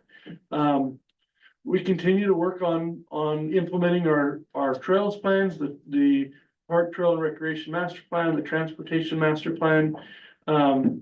We have water revenue that looks consistent. And we are looking to drill 2 test wells. We haven't finished that, so this will come into the next year. We'll do one up at the new tank that we just did up here. And then we're looking at a test well up through the canyon, up by the Combs tank, up the canyon about a mile or so. We continue to address any needs in each of those plans, and you'll notice that that's really a lot of what feeds the budget is the plans. Those plans are often with a lot of public input, a lot of technical input and a lot of council. So those master plans have really been focused. Each one of them have their own capital improvement plan, which is shown in the budget in the later pages. And so you can see, do you want to know when a particular project that was in that plan is planned to be done? We show it a 5-year lookout. And our budget is, when we get to that, our budget is a historical look, and then a 5-year projection. So we like to show, hey, what is there in the future coming? How does this look over time? What does this change? And wage one, what does this change do? And how does it affect the next 5 years worth? Or whatever those changes might be, we try to make sure that over the next 5 years, we continue to have our capital investments and can take care of those expenses. So anyway, we have we have each one of those. You'll see, some of the different things we're doing. A year in review, I added this. This is kind of a new one. But some of the things we've completed, we added some computers, we added some computer equipment. We've added a EV charging station, so we have, 2 charging stations, one at Zollinger Park, one here at the office. We've added AEDs, one here at the office, one at the shop, and one at Zollinger Park, so that we can help with that, safety issue. We've improved and worked on road projects, the Cherrywood subdivision, 400 East. So we've worked on those throughout the year. We've worked on, adding pickleball courts. We've planted new grass and done another expansion at Alma Linhart to add our park space. If you haven't been there, it's very new grass. It's looking good, but unfortunately, the grass, the new grass and watering that way has affected, the splash pad. And so we're hoping to get the grass established so we can get the splash pad back turned on. So anyway, and some various maintenance projects, to help us. We purchased a Kubota, we purchased some other with, equipment. We've expanded and built another building at the city shop. Anyway, some things that we've accomplished over the last year. Regularly, we put in our organizational chart, we put in our fund chart, and one of the things here is we have government funds that are primarily funded by tax revenue, and enterprise funds, which are funded by charge for service. So you'll see our water, sewer, stormwater, secondary water, garbage, and fiber are all funds in which are operated not by tax revenue, but by charge for service. But the public safety, justice court, recreation, those are funded in our general fund. Overall, this is the budget. So you can see the 10 fund, our general fund. You can see our 23 actual, 24 budget, 24 year to date, 25 budget, 26 budget, and then forecast for 27, 28, and 29. So, and then we've already gone over the compensation schedule, and I have it calculated hourly. But you can see sales tax. I watched that. You can watch that our sales tax continues to grow over time. And we have a healthy, steady sales tax bill, and we've added a few new businesses to that. So our debt, we do have some debt. We are looking to pay it off. The fiber was bonded at $7,700,000. So we did take that out. When we got that, we actually had a bond premium, so we got more.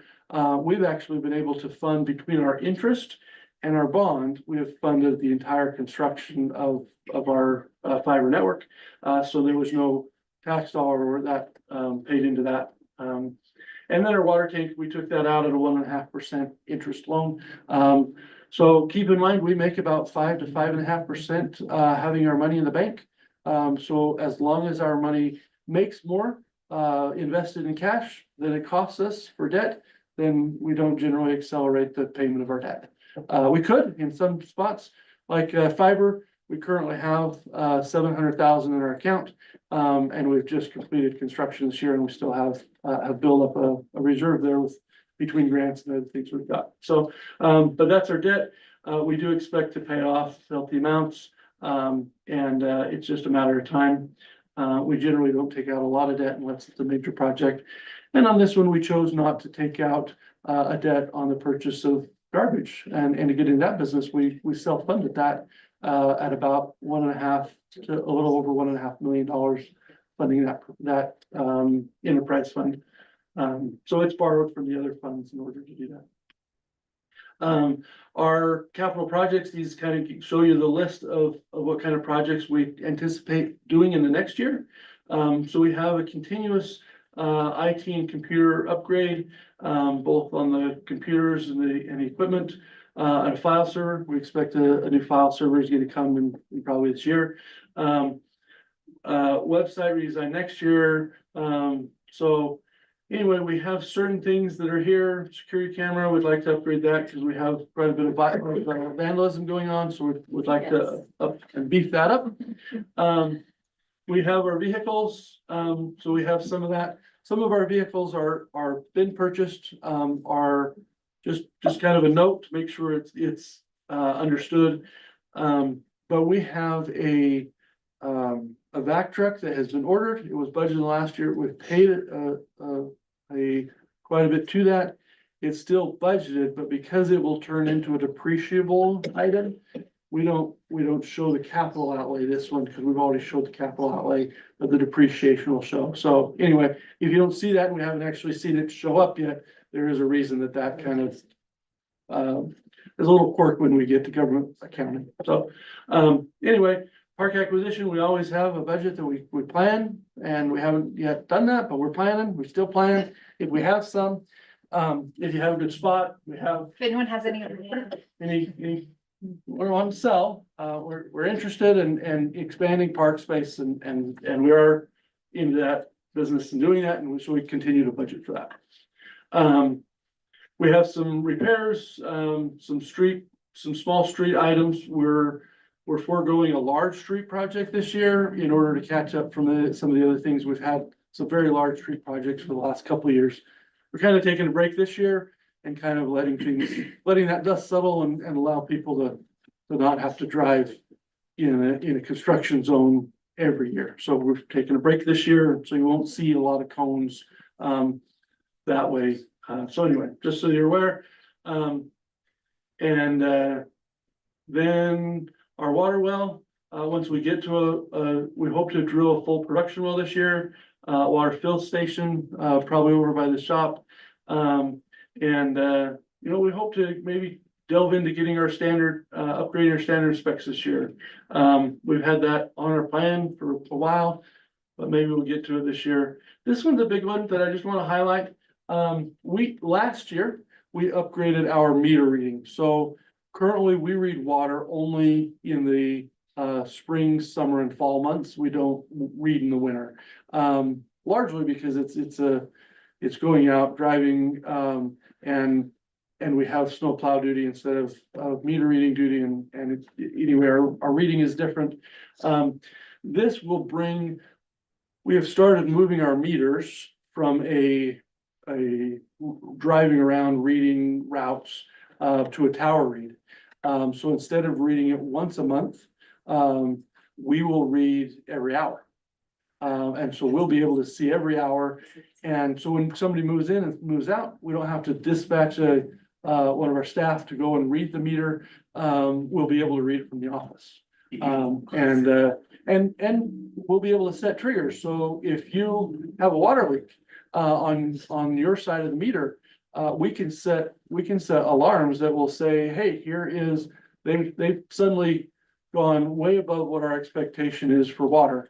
And we can alert you of a water leak maybe before you even know it. Because we can track that on an hourly basis.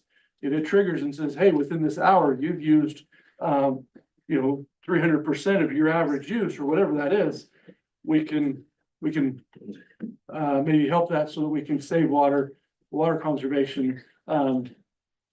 Anyway, we hope to make a huge change of that this year and then continue that transition. So we've done some, we hope to do a whole lot more and get more of those on that new system. So, but yeah, it reads by a tower, and ultimately we could even get a customer portal. It costs $1 per person per month, so we haven't gone that route.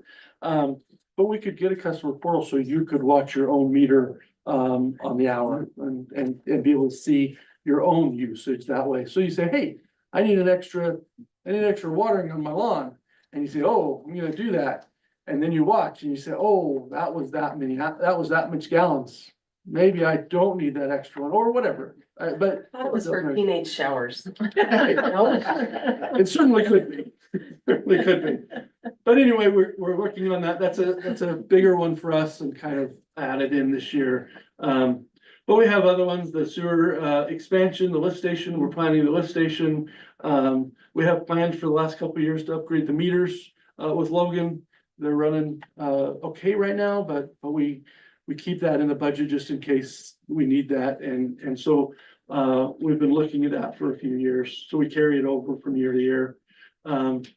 And, so then, the trucks, we still have some of those trucks to pay for, so we have left them in for the garbage, waste and recycle. And then we have a constant, expectation of some expansion and some of that ongoing for the fiber. We have a few new subdivisions now with Copper Heights down south, we have Shoreline. And some of those that weren't necessarily in our construction contract, but we'll need to do that infrastructure. Some will be done by the development, but we'll need to still participate in that. So that is a lot of where it goes, and a lot of the rest kind of just feeds down to that.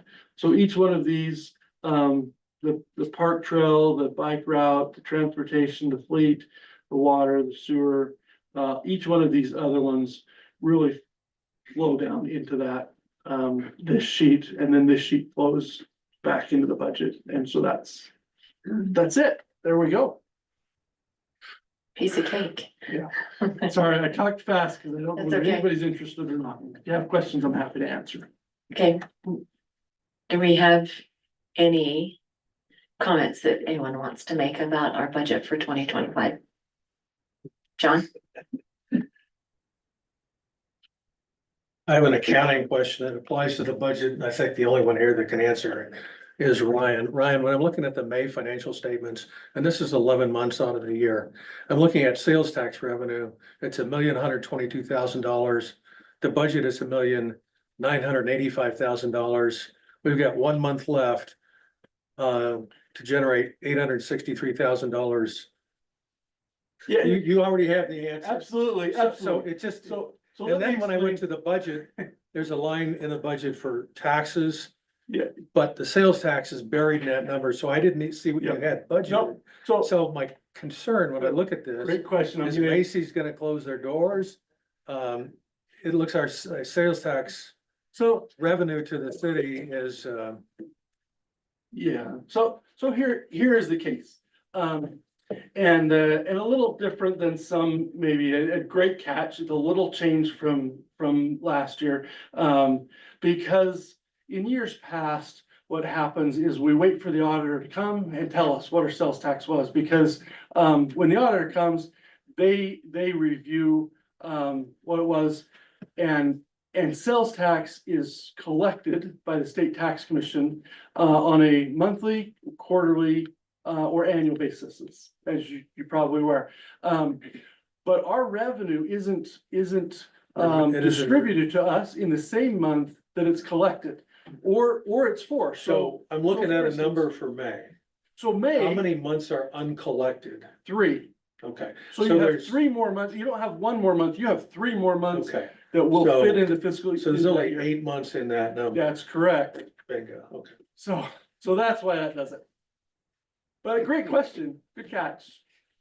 That's The why it wheels does of it, because government move because that's slowly. collection. I was And based concerned on we the couldn't collection- afford all those raises. Yeah, I promise that's a 3 months, it's a collection mechanism, and because it's delayed in the collection month that it's for, when it's collected, the other option is to leave the previous one in and to use that as an estimate for the next ones. But rather than just leave those in, we've taken out the ones that were for the last fiscal year, and rather than leave the same one in, we'll put when we finish those 2 months, we'll put those in, and then we'll do a reversing entry. So we'll always have the actual sales tax that's collected in that year, rather than estimated. So anyway, you can do estimates, but we've chosen to have actuals instead. So, but yeah, it's 3 months that are missing out of that. Yep, it's correct. Any more comments? That's a question. Should I come to the? Yes, microphone? please. State your name.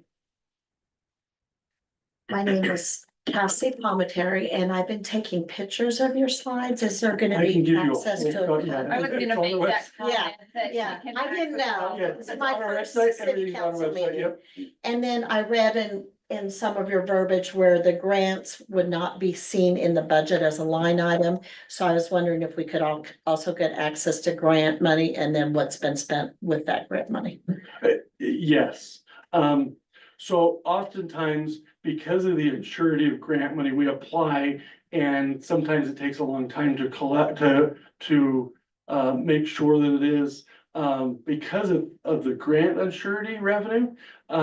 We don't, as a conservative option, we don't include it as revenue in our budget. No, because it's a I conservative understand approach. why it's not a line item in your budget, but as a Yep, you're welcome resident, to, can I see that, Uh-huh. access to that too? yeah. Or is sure. that online? I don't even You know. know, I haven't done a report like that, but I'm happy to. Yeah, so in fact, last week, last week we were notified that we received $875,000 to help with our Zollinger Park upgrades for future, so we've got that.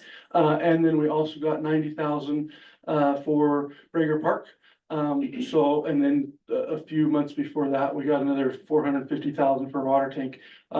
So we're, I know a lot of Anyway, effort goes into that, so. we I have a thought lot, it was- yeah. So as a resident, I would like to see that. Yeah, that's a great feedback. I haven't put that in, but I'll work on that.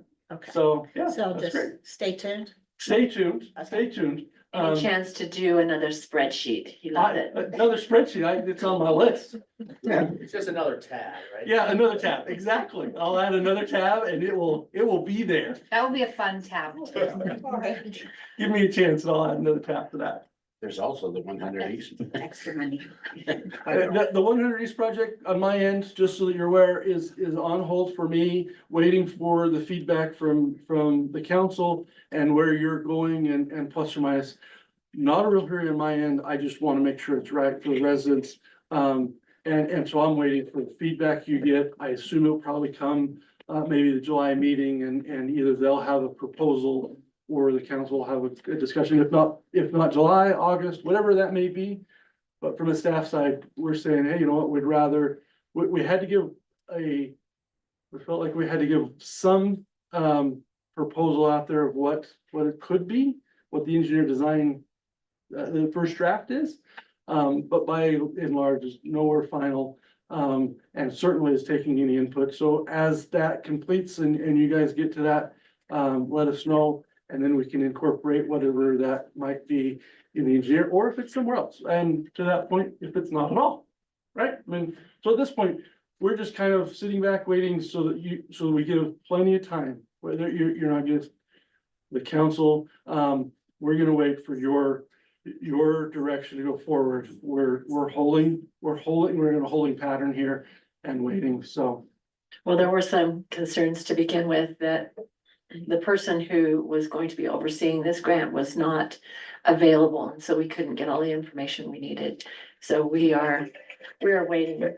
And that grant person got promoted, then it got passed to another person and given to another person, and so we finally found who that is gonna be on the UDOT side, and so we have a little bit more of a connection there. But that happened this last week to identify who our project manager on UDOT side is gonna be, so, yeah. So, but when you've got your feedback and have had your time, let us know, and from the staff side, we'll pick that back up or not, whichever way that feedback is, so, anyway. Any other comments on our fiscal year 2025 budget?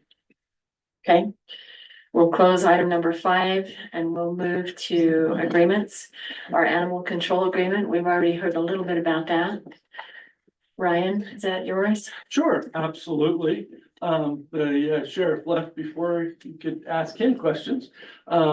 So at this point, it really is about matching service. And we have a little increases in the dollar per hour, but we've reduced the number of hours to match what we're getting. We've contracted a little bit more, trying to say, hey, if there's a call, go ahead. But over the last couple of years, we've seen it pretty steady. And so because we've seen that, we've kind of said, okay, well, let's match it to what we're actually seeing. And he was great with that. So we have this is the first time we're going to a three-year contract. So that is one of the changes, is we're going from a 1-year annual renewals to a 3-year contract so that we have a consistency. That's benefit for us. We can't create a animal control program and building and everything. We couldn't take that on in much shorter period of time. So when and if the council ever decides, which probably hope not, because we got a good deal, But if you ever decided you wanted the staff to take that on, we'll do as you direct. But we would need a lead time to build a building and get prepped and get contracts and everything else. So, so to have a 3-year works fairly well for us because we're not gonna take that over in a 3-year time period. So anyway, but that is one of the changes, and the dollar amount. And so, that's really where it's at. I'll show you the dollars here. So the contract hours, but we have a little less hours, but that's accomplished. So the actual contract amount is less by a few $1,000s in the first year and kind of matches it in the 3rd year. So, that's where we're at. Any questions with it? I'm happy to take those. I just wanted to let you know that if you go to Providence City, for those of you that are new, you can go to the Providence City website and you can get the agenda and we have links. So you could just click on those links and it goes right to it. Yeah, that's what these blue ones will be. They're hyperlinks to those, so you'll find. So it makes it really easy to get that information. Okay, so I'll entertain a motion. Unless you have a question. Well, let's. What a surprise. Pardon me? I have an email. Oh, you have an email comment. Yes, please read that. This is from Matthew Harris. I support the 2024 animal control agreement, but think it could be strengthened. It is important to know that the city will benefit from a more consistent patrol near public spaces such as parks. I am most familiar with Solinger Park and Linhart Park. You will find dogs present in these parks most evenings. It is not uncommon to find dogs in the pickleball courts while their owners play. Dogs off the leash in the grass area fetching balls and dogs watching their owners play baseball. Many dog owners believe that every park is a dog park. The bushes at Linhart Park are dying because they've been peed on so much, and most dog owners don't pick up the poop. I used to call dispatch several times a month, but by the time the operator plays 20 questions, it's too late. The operator wants to know my name, my phone number, address, color of the dog, breed of the dog, aggression level of the dog, presence of owner, presence of color, etc. The bottom line is there are dogs in the park, send someone. A moderate presence will provide a preventative effect. Compounding the issue is that dispatch doesn't recognize Linhart Park. If you tell them the address listed on the Providence City website, they respond that there is no location in the county. So you then have to give them a neighboring address. I hope the quality of our animal control services can improve in the next 3 years. Matt Harris. Thank you. Janelle? Well, let's get a motion on the table and then we can ask questions. Okay. I'll entertain a motion. I'll make a motion that we adopt the animal control contract 2024. Okay. Second, if I don't have to rewrite it after your questions. Okay, so we have a motion and a second. Any comments, questions? So mine was regarding cats. We've had this brought up to us from residents about cats. And last year when we did our law enforcement presentation, we asked a lot of questions about that. And my understanding is that the county's animal control facility does not take cats. And so they do take cats. They do not take cats. That was my understanding. But state code classifies a cat as a domestic animal.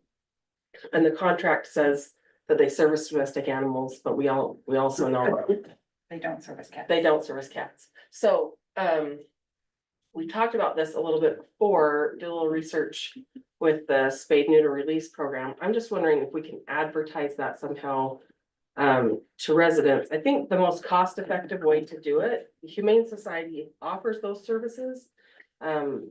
But last year we talked about just referring residents to those services, saying if you have feral cats in your yard, you've had a cat problem, you can go down and get, you know, a trap from the Humane Society and the city will cover the cost of the trap and the spade and neuter or whatever for feral, because the research says that just go dropping them at Joe's farm isn't gonna solve the problem. They'll come back in force. Let you know that the cats are the boss, because cats think they are the boss. But, anyway, I know that's something we talked about in the past. Is that something we can just let people know, like if they call with a cat problem? Because if they call the animal control, I don't think they're getting any help there, because animal control does not do cats. So if the animal control gets that call, can they like send that to the city? So that those residents who feel like it's a problem for them have some sort of avenue to deal with it. I don't know, that may. Yeah. Yeah. I don't think it will cost a ton of money, but Sheriff left.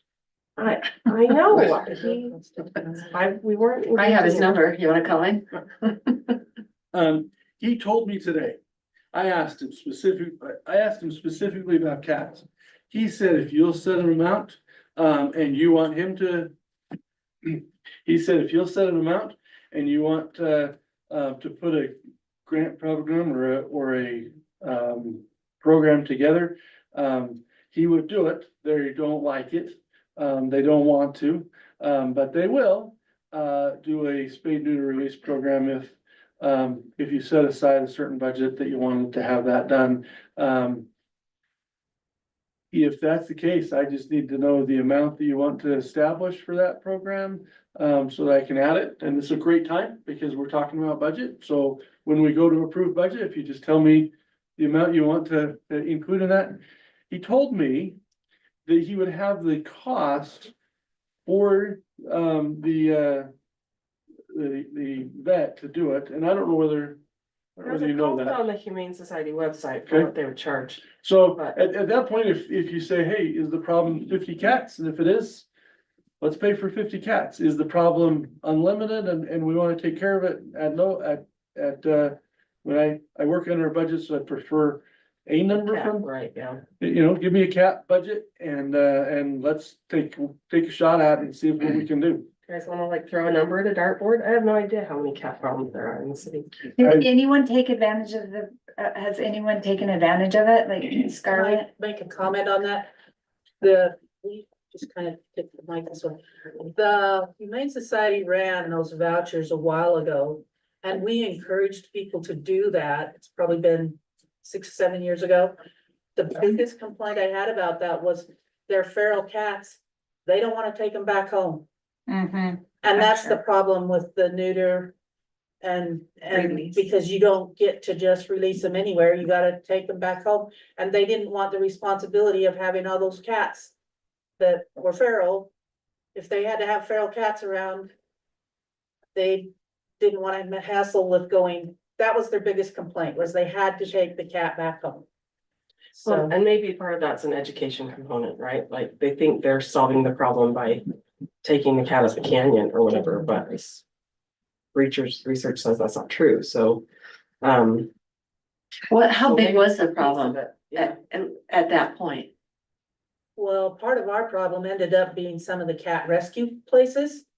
I mean, we had one in Providence and one in Millville, and their cats wandered and some of that has been cleared up, but really, I don't know how big the problem actually is, but I do know that that was the main reason people didn't want to take advantage of it, is because when they took the cat there to leave it, they'd have been willing to pay even without doing the voucher, but they didn't want to take that cat back home.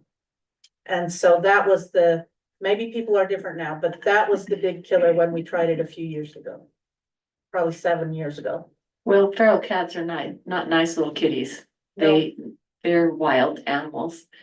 But in the 10 years that I've been involved with our farm down here, I think we've had 1 or 2 feral cats, that's it.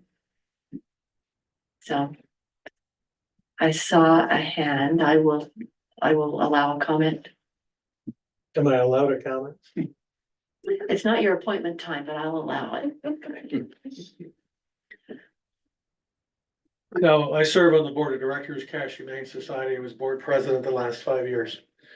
Here's the feral cat issue. Feral cats are territorial.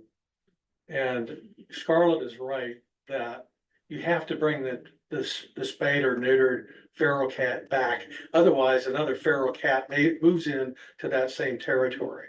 So that's why the requirement. So we used to do a trap neuter return program for Logan City and Cache County. And they both decided they didn't want to do it. And for a period of time, occasionally, we were able to get grant funding to do that. Logan City has a huge feral cat problem. Along with feral cats, sometimes comes rabies. So we do have a spay and neuter program for regular citizens, but you know, a feral cat, you can't expect the Humane Society to keep it because they're not adoptable animals. So that's how that works. Thank you. Well, maybe we just try to budget for like 20 cats and see and advertise and see if people do something about it. Or when people call the Humane Society, they can give them an option at least, like, cause it's so frustrating when they come, they're like, we don't do anything with cats. We had a one-eyed cat, feral cat, and I'm living under our deck last summer. You know. Did you name it? Okay. Nobody got a few baths. Might be on the website. My kids thought it was so gross and then it disappeared. So, yeah, I mean, I don't know, I mean, I think we can just offer it as a service, and if nobody takes it, then at least we tried. Right? I mean, just to respond to some of the comments that we've received. How many calls do we get? About cats, I don't know, I have no idea. We don't take them anymore, because we don't do animal control. We don't do cats, so, We don't even entertain. yeah, right now we don't. Unless they're a dangerous cat, and then sometimes the sheriff's department will get involved if it's a real danger. So let's say maybe $3,000? Sure. Is that? I think that will be oodles. I think that will be way more How than much enough. would that process? Judson, you had a comment? $50 to get the trap and to have the service provided. Judson, state your name. Judson Finley, this is just, our experience, so in the not quite 10 years that we've lived in our property, we've had, an infestation of domestic rabbits that somebody turned loose. Oh. That basically were burrowing all around the foundation of our house. Animal control would do nothing, right? I called Cache City, they said, call the county. The county said, we don't handle feral animals. Then we had a cat infestation that was over the course of 3 years, was probably close to 5 generations of cats that I watched. And this is right across from the school, right? First Easton Center. Same thing I was told when I called the Humane Society, that if the cat was living on my property, it was my cat. I had to, if I wanted to bring the cat in, I had to keep the cat for 2 weeks and I had to pay $65. Right, now that was a couple years ago, so I don't know where the policy is now. But given the number of cats that I had, that was totally an untenable situation. I tried working with all the other shelters and areas. Nobody would take the cats, so it was basically became my responsibility. So how many did you have? Oh, there were definitely 3 litters over the course of several years. And so that, and you know, for us, of course, the real problem is that when those cats go in heat, then all of the other feral cats for everywhere around come. And so we would have feral tomcats in our yard all the time. And we have a small child. Would have you taken advantage of a spay neuter release program? I would have. My concern, of course, is that the cats are still there. They're still feral cats. But They're still not- feral there's cats. not And litters of them. if I'm being, if we wanna get down literally into the weeds here, the cats crap all along the edge of the house in the wintertime because that's where there's no snow. And it's disgusting. Yeah, so we're trying to, we can't make them take cats. Yeah, I know. So we're trying to come up with a solution I that think- would I stop think the that the thing on cats, solution- or I give think- people an I think option having an instead of we can't option- do anything. So I think having an option, having a spay and neuter and release plan as an option and putting that information out there, I think is a really, really good idea. So it's doing something. So, and it does something more than just, you know, basically puts it on us to deal with the situation because that's where we were at. So I would support that decision. Do you think 20 is a good number to start at? I think so. Alright. Yeah. So I look on this, thank you for the direction there. Looks like female the 94, male is 84. So if we take $100, for $2,000. How much is the for 20. trap? Isn't the trap The 60? trap is a $60 deposit they get back. Oh, okay. So there is a Bring it back. deposit for that, but they get it back. Alright. So it's just a deposit. So at that point, 20 cats is about $2,000 roughly. I think we ought to move forward on that. For This budget, do you feel it's fair? Because it's not including cats and I'm just asking you, do you think it's a good? The budget the way it is or the agreement now? Yeah, so the nice thing with the reduction in the animal control contract, it was about that 2,000 to 3,000. And so I left the budget as it was, the contract, in a conservative method, so it's gonna fit. So if you approve that that's what you wanna do, it will fit right in that same line item as a cost wise, so it's gonna be just fine. So, yeah, that's gonna take care of it. So, And that's it. So it's not really a change to the contract. It's just cat topic. Okay, That's like. so we have a motion, we have a second. Further discussion? All in favor? Aye. Any opposed? Motion carries. Thank you. Discussion. We're moving right on. Item number 7. So we have an opening on the planning commission and we had an opportunity to interview John Peterson. He was interested in serving on our planning commission and we all felt really good about his background and his abilities. John, do you want to come up? Tell us about your background. Electrical engineer, been in Cache Valley for about 17 years, or in Providence. I have had an interest in doing some sort of public service in some capacity for a little while and wasn't sure what to do about it, but then I saw this opening and thought, well, maybe this would be a way to serve and in the community somehow. And drink out of the fire hose of terms. Yeah, I hope I don't regret it. No, you won't. Yeah, that's. You have any questions that I can specifically answer about my background or?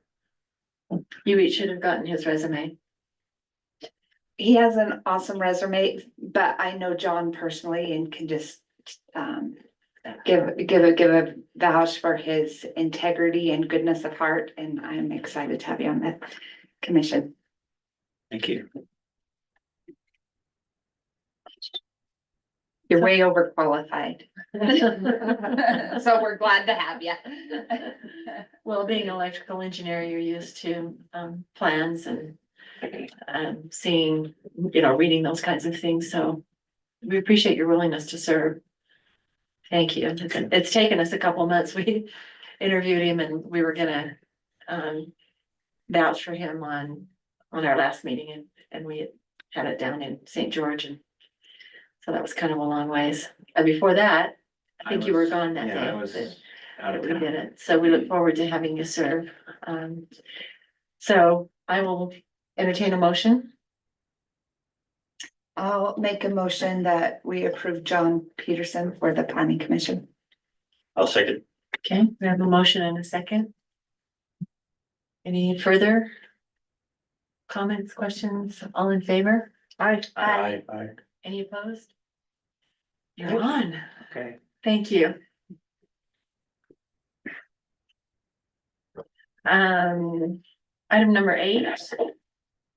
There's a noise variance, Jay Hymas Community Fireworks Show. Who's gonna take this one? Where's Jane? I don't mind talking. I was gonna say, I don't mind talking, but I thought he would be here. Did he get an agenda? I emailed the email that was on the link. So I did they've not applied, email asking to go, later.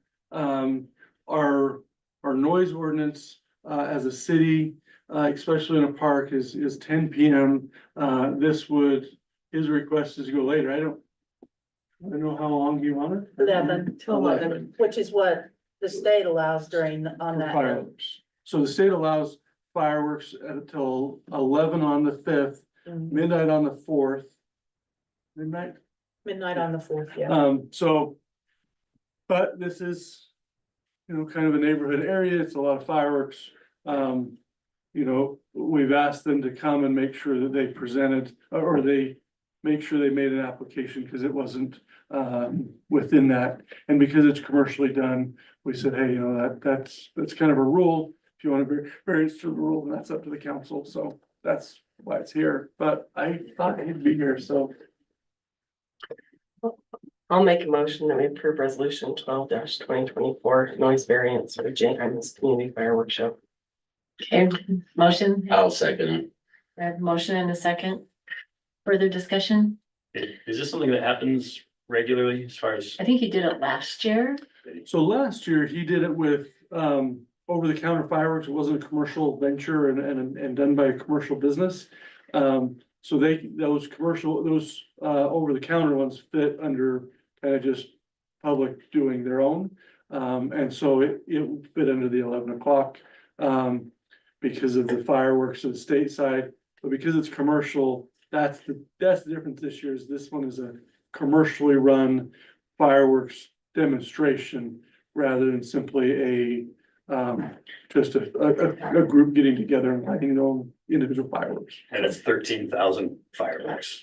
That's right. Yeah, I think that's what we said, yeah. $50,000, I think. 13,000. I was curious. Actual shells. Yeah, I mean. Yeah, Which, get like a privately funded fireworks show in Providence. I love that idea. He doesn't get to use the big ones. They're, The smaller shells, the 1 inch to 1.5 I'll to, take all the fireworks. but this is Solinger Park, at the Holyfield. Yes. Yeah, so the south baseball field that should be contained within that field. Well, if I'm not mistaken on this, he will have to get the fire department's permit. And they have a fallout zone varying on the amount or the size of the shells that he's shooting. And he may not be able to do it. he's done all that. He's done all that. He has the permit. I don't know that he has a permit all the way. has I he? don't know if he's actually got it, but he has been working with the fire He's department. made application that way. This And- doesn't approve the Right, show. I understand that. Yeah, There's two issues here. One is noise and the other is his permit for his fireworks. and the Yes. fire department has to approve before anything And happens. so all we're dealing with is noise. Just Right. noise is your issue. But I think the city is really on the hook to make sure that he meets the fire department's requirements. He's met with the somewhere fire along. department. I met with him and the fire department, so I know that he has met with the fire department. So And I they've know that- had emails between them and the commercial provider, so they're very much, the fire department is very much involved in this. And Yeah. we've reduced it down. Okay, and having inspected and been there in the aftermath of fireworks, there's a lot of shells when they explode that distribute paper wads and so forth on in the surrounding area. Sometimes that might wind up in private property. I think that needs to be dealt with if that crosses, over the line to private property. I think he needs to be on the hook for cleaning all that up, make sure all the paper wads, because it really puts out quite a bit of paper wads from those fireworks. We agree. We do have the ability through the special events application that he filled out for the city, which is separate from the fire permit. We do have the ability to charge, a cleanup fee for that based on what he's gotta do, and then if they, a deposit at least, and then if he doesn't, then we can hire somebody to do it, and he can pay for it. We prefer that they take care of it, and they have, the last few years, Yeah. they've worked to try to take care of it. So they have been good, this is commercial, and so it's a different fallout, right? Than traditional, residential fireworks, the ones over the counter. But they have committed, as we've talked to them, that they're gonna have people to go through that, so. So I just make comments to that. The noise is not an issue with me. I think for 11 o'clock is okay. But I just want to make sure the rest of it gets taken care of.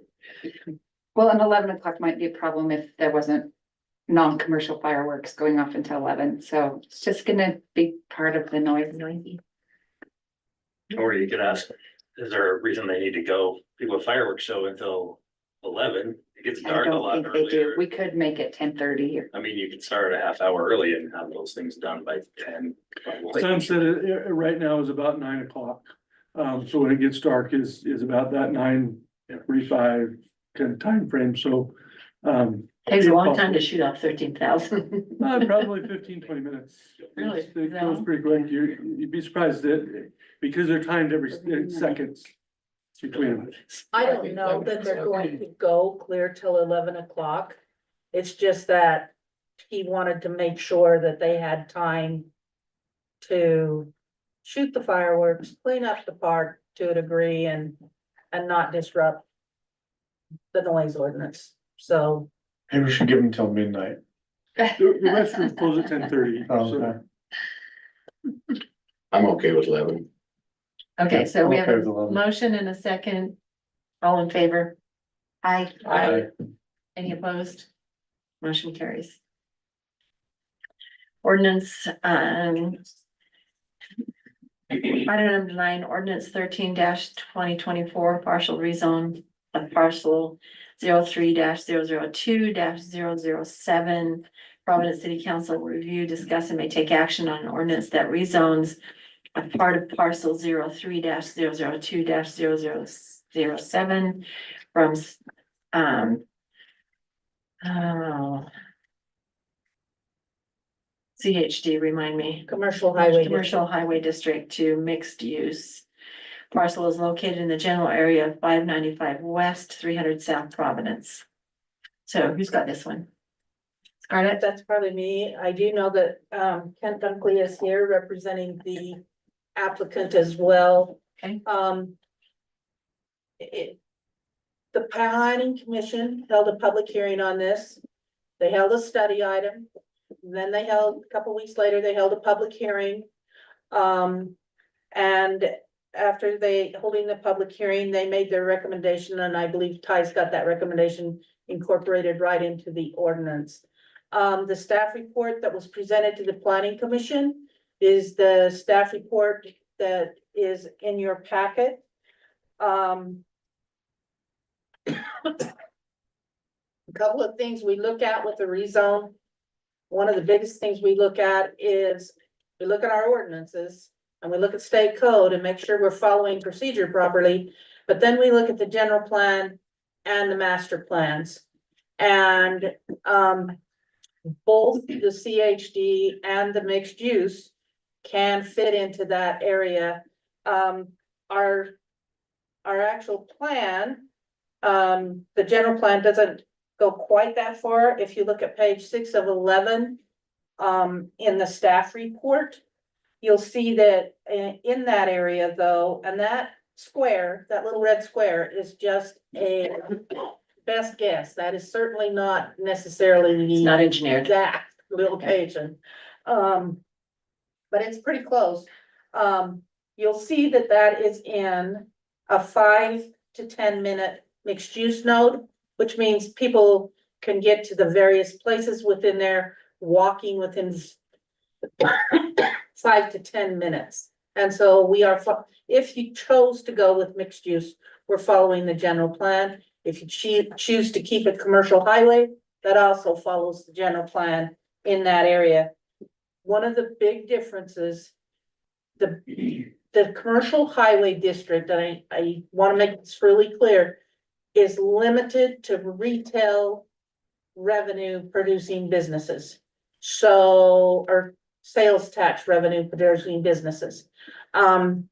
We do allow a few non-sales tax businesses that fit within a predominantly sales tax producing complex, like a bank maybe, or some kind of a service oriented type business, but they're limited. They're only 12% of the total overall development would be non-sales tax producing. So that's what commercial highway is.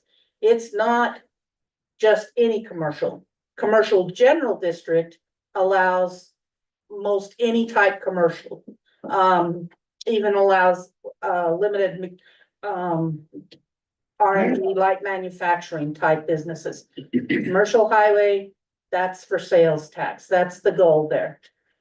In the mixed use, they do not have to have retail sales tax producing businesses. They do have to have some type of commercial component, and they have to have a residential component. But no component can be more than 50% of the overall use. So that doesn't mean it has to be. When we look at the commercial component, we kind of break that commercial component up. Since we break it up for two different zones, commercial general district and commercial highway, we look at sales tax producing businesses would be a percentage if they chose to do them. Non-sales tax producing businesses could be a percentage, and then of course retail could, or residential could be a percentage. And so that biggest difference really is that this would allow residential, and it would allow service office space, service oriented business that doesn't necessarily bring sales tax. So that's kind of the difference between the two. If you're looking at it strictly from a use point of view, that's the black and white difference. If you look at it from a housing point of view, if you feel like that's a good place to have a little bit higher density and townhomes, and with point of sale, online sales, a lot of times that point of sale generates back to the townhome, so it comes back to Providence, it doesn't stay with Amazon. So there is some sales tax, and people also, we get a component of the state sales tax is based on population. So just a person brings in a teeny midget, certainly not like a retail store that is bringing in property tax based on commercial and sales tax. But still, there is some sales tax revenue that comes along with residential development as well. So, anyway, it's a piece that probably could justify either way. I have to say, from selfish reasons, because I have to make us look really good for that moderate income housing report. They're big on mixed use areas, and so that will actually help with that report. So that's not the sole reason you should do it, but it is something that would help with the report. So Scarlett, would an acre and a quarter have to be housing, and an acre and a quarter have to be some type of commercial operation? Not to be sales tax generated. Unless you unless you split it and you said 35% would be office space and 25% would be sales tax producing, and that would leave you, I think. You could do a third, 30. or no one can be more than 50%. Yeah. You could That'd be split the those max. three, right, However you max would be 50, but if you use three different options, then you could split in different ways, but no one can be more than 50. I'd like to hear from Mr. Dunkley. I'd like to hear what he's doing, what he's thinking is gonna happen. Come on up, Kent.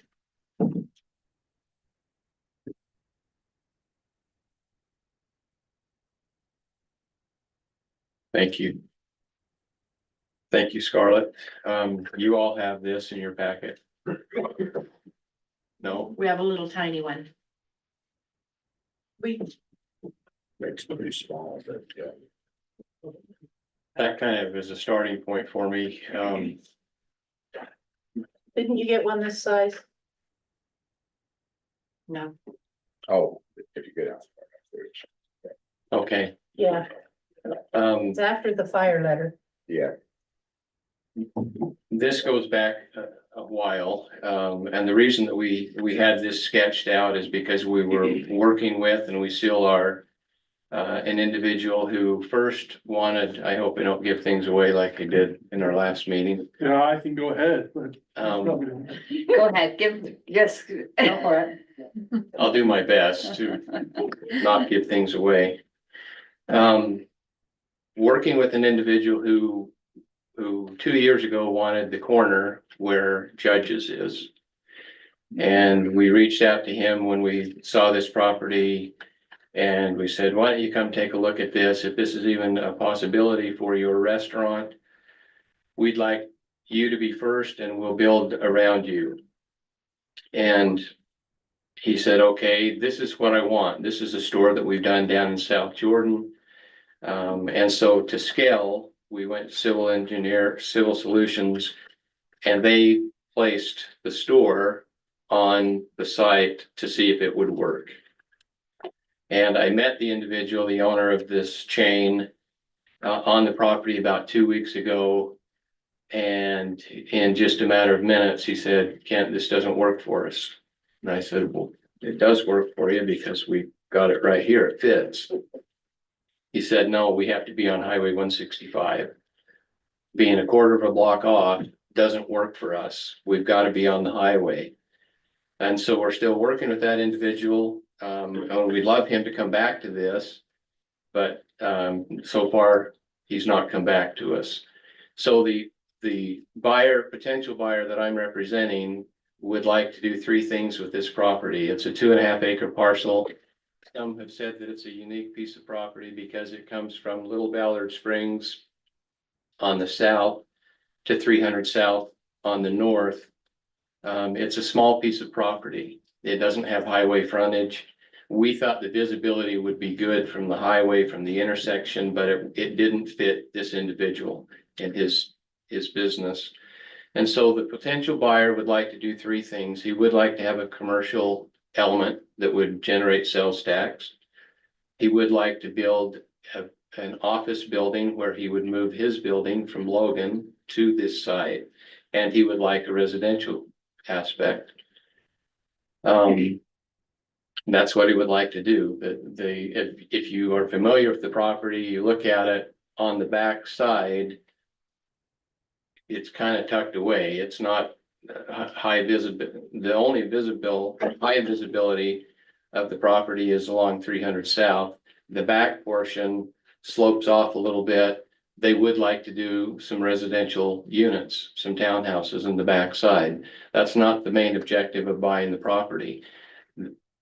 He has a 3-fold purpose. One of his main objectives right now is to bring his office from Logan. And that might mean one building, it might mean a duplex where he has an office building that he rents out to other tenants. That's the purpose. With the planning commission, we had 2 meetings. The second one was for a public hearing. No one came to the public hearing. There were no comments via email. And the commission unanimously approved moving it towards this committee. So we hope that you'll be favorable, and if I can answer any questions, I'd be happy to. How many units are you thinking as far as We haven't even gone that far yet. Really, the goal was to get this restaurant to come in and then do an office, and then what's left would be residential units. I think Scarlett mentioned that there could be as many as per acre 25 townhouses. 25 units, right? Per net acre, that takes out streets, that takes out Yeah. other things, so. So can I ask, well, I should have looked this up, but what's the height restriction if you do a vertical density bonus in a mixed use? Is it 4 45. stories? 45 feet. And a normal home is Let me check really quick. 35, right? Yeah. So the gateway over there where we have the 3-story condos, what's that height? That's probably the max. That's kind of your visual. You could go a little higher with flat roof. And you could have maybe a story, you could have a 4-story, if you had a Don't you flat have roof. to have like a pitch to do snow? There's lots of roofs that are flat because, flat roof next to, right straight across from us. Yeah. The engineer coming out. I know that I talked to you some when you did Fox Hollow subdivision. And as I'm looking at the parcel viewer and how things are spaced back, and I know it's property specific, but would you expect that kind of spacing in the spring? Similar to that, like distance from the spring to the town? We would. And if you've looked at that, I think that spacing looks really nice. They've landscaped it and it's, I don't know how many feet it is from the spring to the first building, but it looks nice. I could tell you, I can measure it. 80 feet. So okay, there's some options floating around out there, a third retail, third commercial, third housing. On this smaller property, I'm a little bit hesitant to break it up too fine in percentage wise, because I think it inhibits potential development myself. How would you feel about 50-50? How would you feel about 40-60, 40-60% commercial, 40% residential? Give me your input on that. About you approving this pending that. Well, if we were to, I mean, sure, we would like to see some commercial, we'd like to see retail, but that's not always feasible on this type of property right there.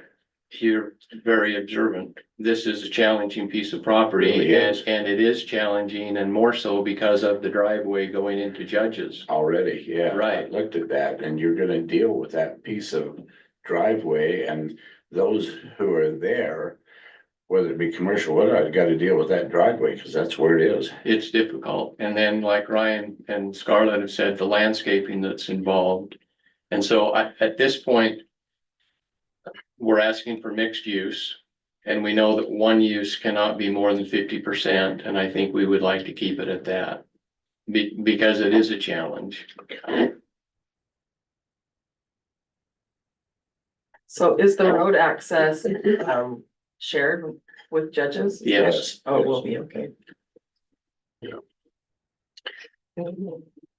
I believe I don't have a problem with keeping it a mixed use to 50-50, just because there are landscaping challenges, there's entrance challenges, there's, and it's not it takes a special commercial, residential will go where it needs to go, but for commercial, it's gonna take something special to make that work. I think that's gonna have to happen, because you're already eating up some of your front. To most of us, it seems like a really good location. Because utilities are there, the road is there, the traffic is there, but it is a challenging piece of property. It isn't big enough really to do very much with. Right. So does That's my Judges thought. feel about it? We haven't talked to Judges. Okay. I think that's my thoughts on it. Okay. I'll entertain a motion. I'll make a motion.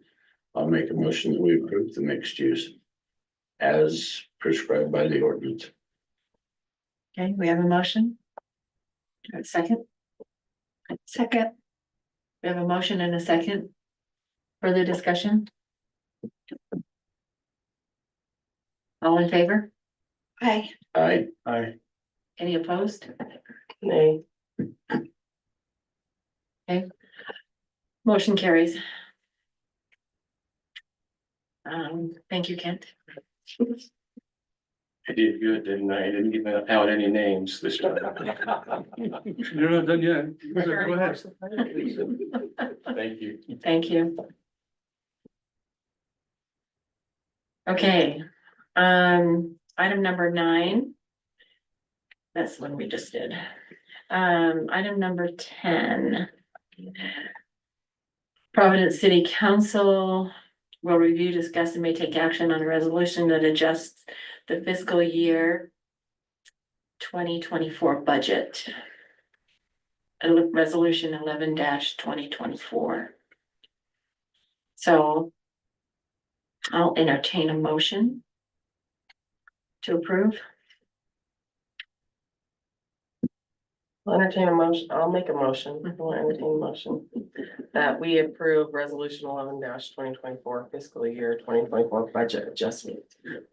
Okay, we have a motion. We have a second. Second.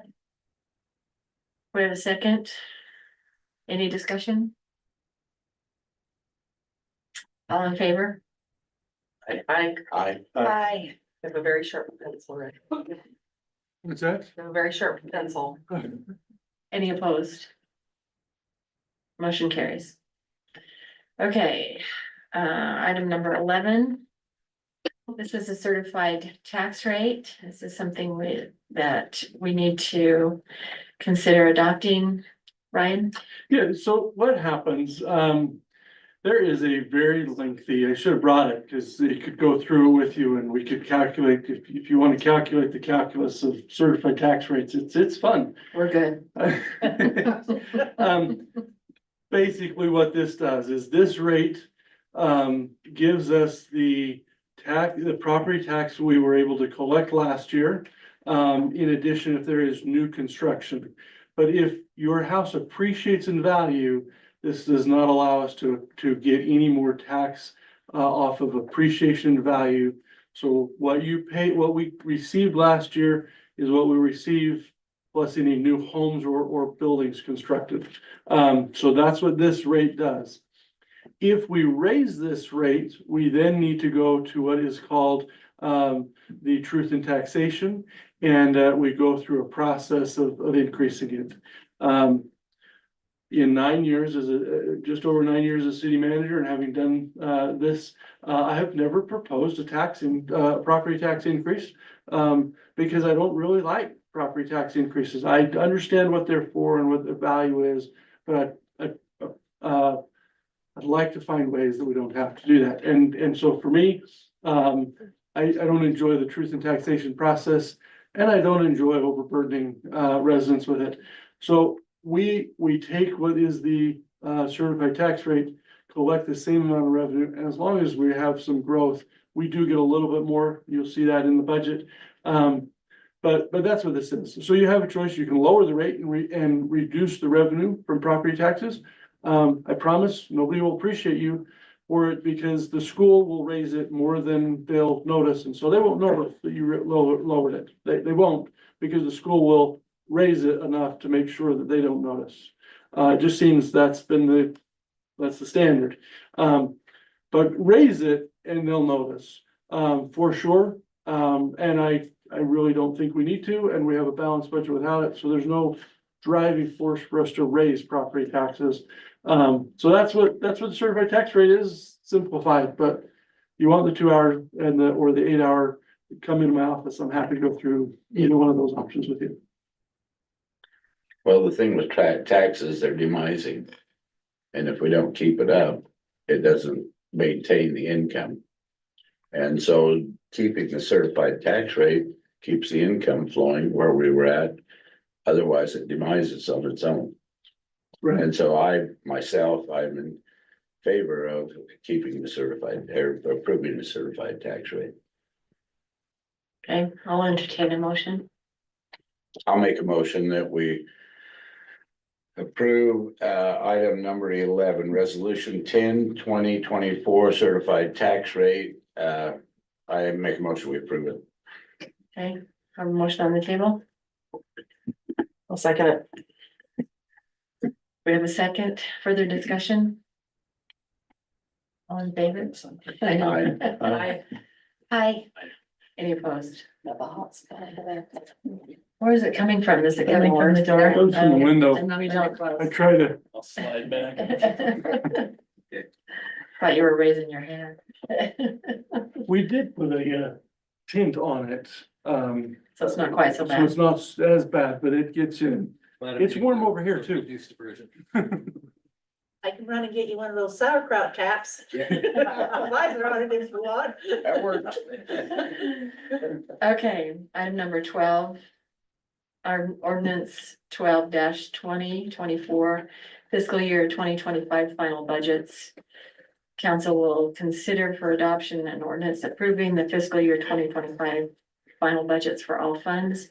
Approval of the final budget includes the city government officers and department supervisors / directors' salaries. Ordinance 12-2024. I'll entertain a motion. Oh, no, wait a minute. Do you have anything else to say I don't about? have anything more to say unless there is any changes you want to make. As far as the cat one, if you want to include that in the motion so that we have that recorded, so that we'll take care of that. But it's the dollar amount is included. It's just the earmark that's what it'll be spent for is what I'd be looking for, because nowhere in the budget has an earmark for that. So if you just earmark that, we'll take care of that. Okay. So I'll entertain a motion. On the final budgets. I'll make a motion that we approve the final budget for the 2024-2025 fiscal year. Yeah, that should be so the 2024 Final is budget. the ordinance Okay, number. I'm sorry, It should be, So it's the 2025 the budget. 2025 financial budget. I make a motion that we approve the 2025 financial budget. Good job. Okay, we need a second.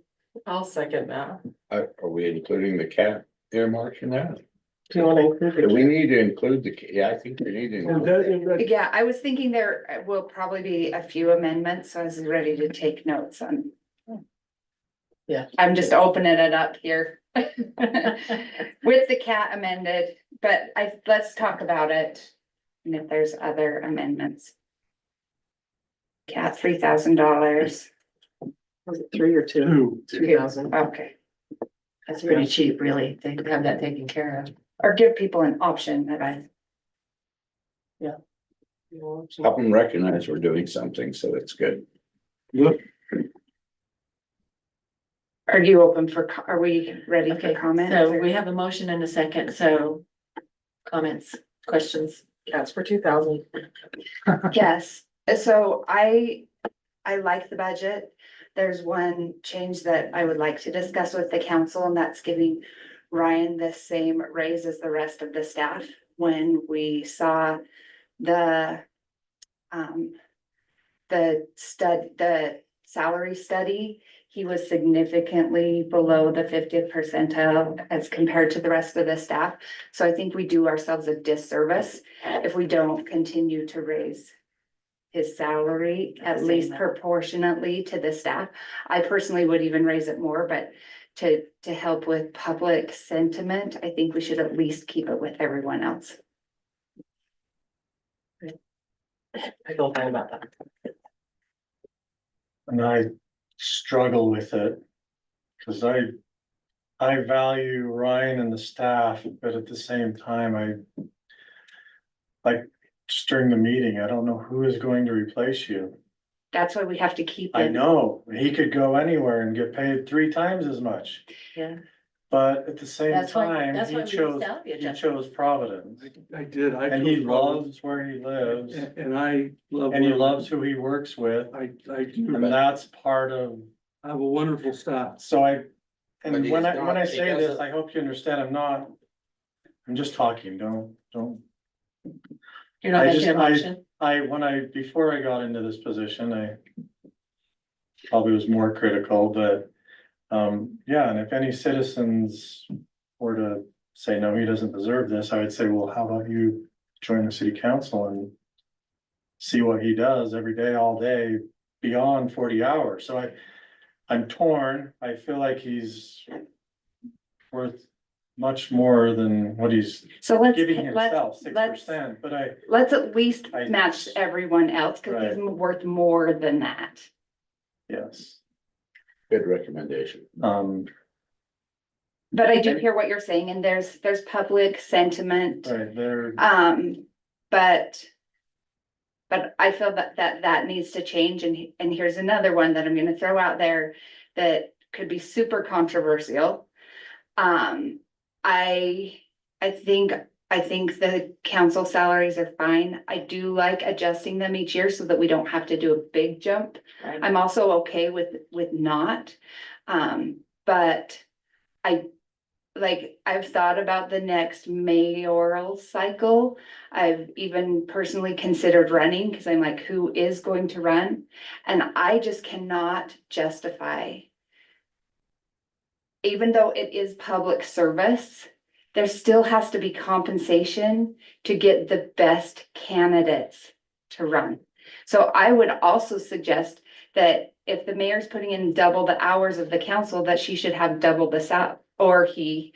And I actually have come to the conclusion that I absolutely don't want to run.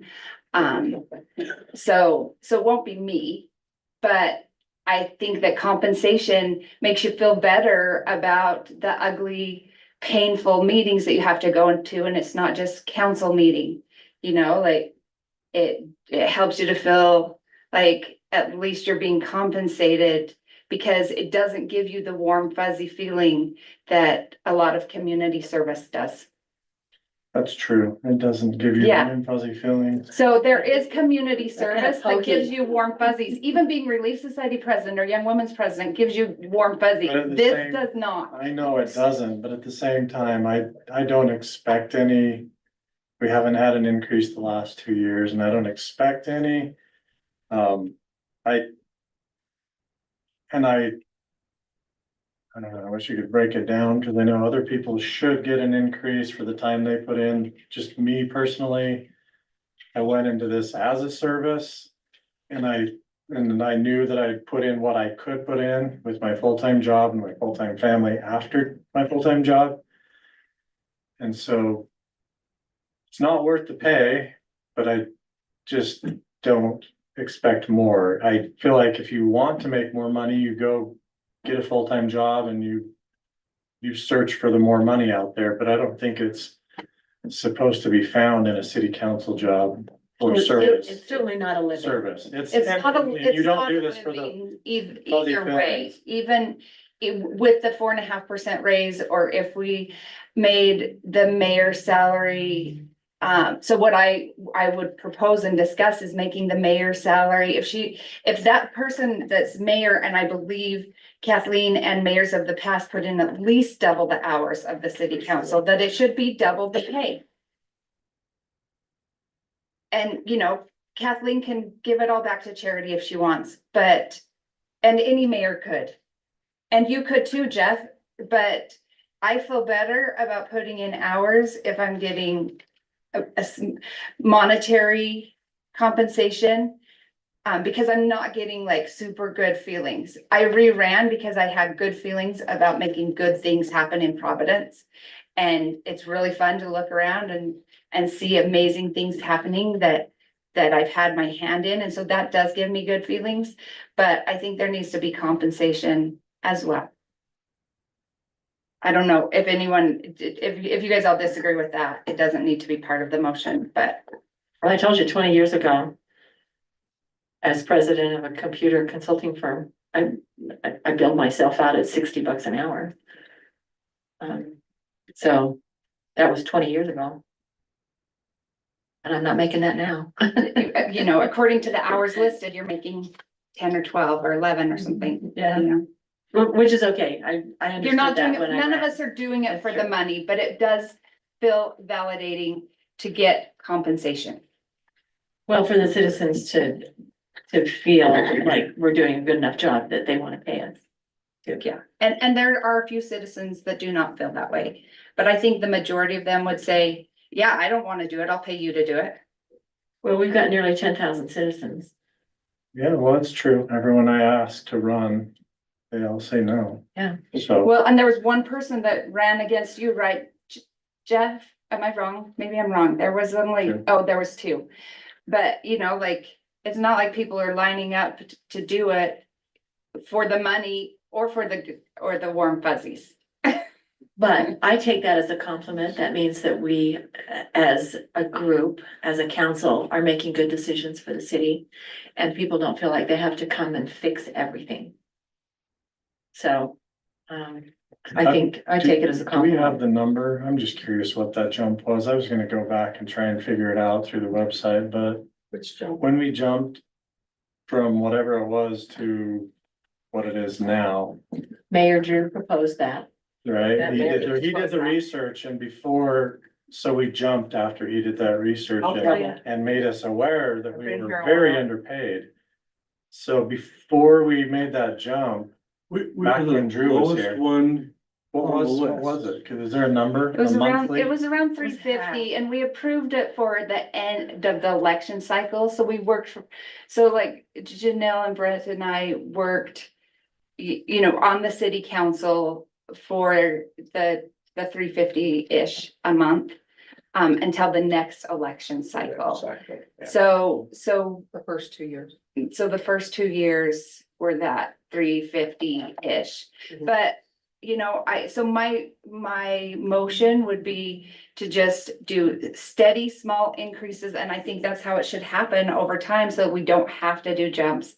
And then to, Those are harder to swallow. yeah, and then I think maybe even it's for the next election cycle, that the mayor's salary should, if it's double the time, double the work, it should be double the salary of the city council. What would the argument be for not doing jumps? I mean, if we all say, well, none of us did this for the money, when I ran, I had no idea what this paid, and I didn't care. I'm not here for that. I'm here to make a difference in my community, as I strongly believe all of you are, although I can't speak for you. But I think Yeah, I can. we are. Yeah. But if none of us are here for the money, and the fact is we are being compensated, it's not a matter of, well, we should be compensated. We are. Right. So it's not a zero. It's not a matter of, well, we need to make the argument of going from zero to something. It's like, what if we just left it alone for? Well, there are towns that don't pay anything at all. Cave Creek, Arizona. The mayor is not paid at all, nor is the council. What size population is that?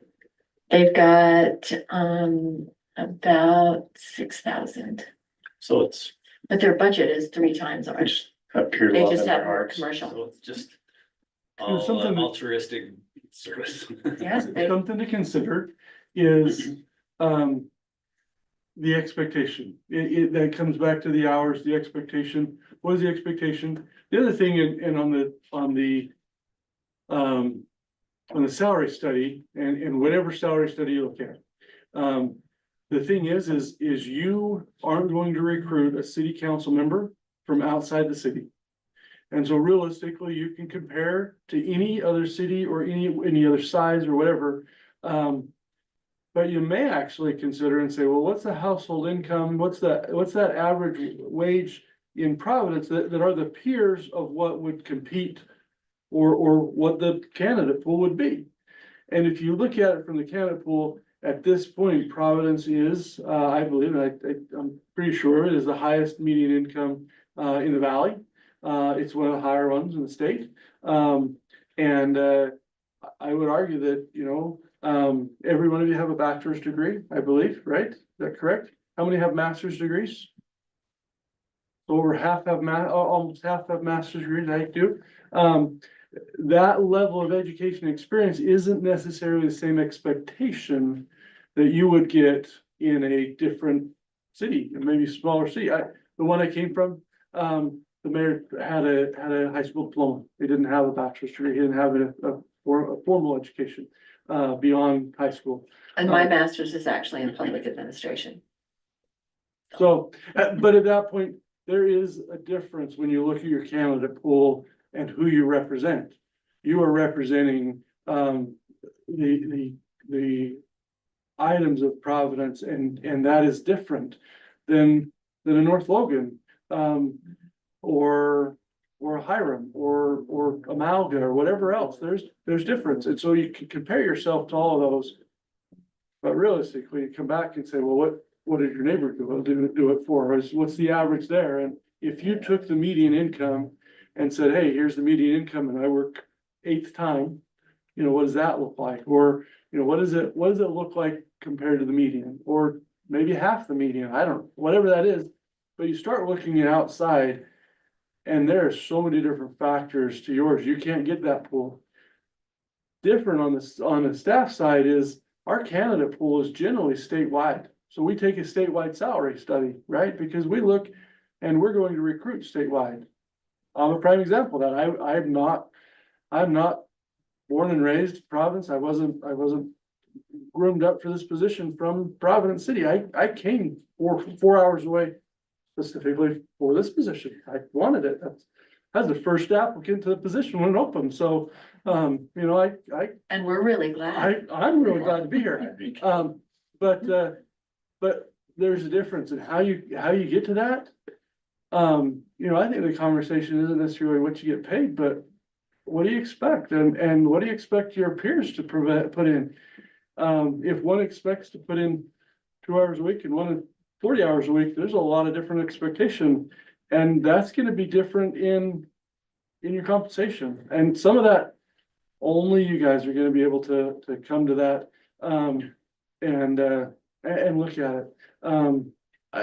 You compare the alternative of what you could make versus what you do make. Inflation has been a big one. You not only take the raise for yourself, but for the next one. I could not take another raise at all. And the minute that happens, that will start compression for all the department heads, because there will create a ceiling for everyone else. So if I, are kind of generous in my heart, I could say, oh, I'll never propose, because it'd be a lot easier. It's not nearly as awkward. But if I do that, it stops the growth of all the rest of the staff below, because once they reach the same level, then there's no raise. You can't get paid more than the boss in normal circumstances. So anyway, that's just something to consider. What's the expectation? What's the next person? What are you doing for the next person that might take this? Because at that point, how do you attract? And how do you attract from your candidate pool? And that you only know. So. Well, we have a quality city and we want to keep it that way. The other thing is that it's expensive. I don't know how many of you out there have hired anybody lately, but it's a difficult thing to do. There are lots of opportunities everywhere for people, and finding someone who is qualified, someone who is willing to come to work for us. And then, when we hire someone, it costs us maybe a year before they're up to speed and helping us save money. And so that's a huge investment. And I don't know about you, but we have a great team. We have a great staff. We have people who know their job, who are willing to do it. I don't know that we ever get complaints about our staff from the city. I think everyone in the city realizes that, as our public works guys are out working, they're polite to our citizens, and they help them, and they do what they're asked to do. And we're very, very fortunate, but we try to treat them well also. Well, and it's been brought up People that are recruited. it's been brought up that other cities in the valley are uncomfortable with what we pay. And I don't necessarily feel like that should be a talking point. Like what we pay is up to us and will help us maintain, save costs, have better employees. And that's what we're seeking.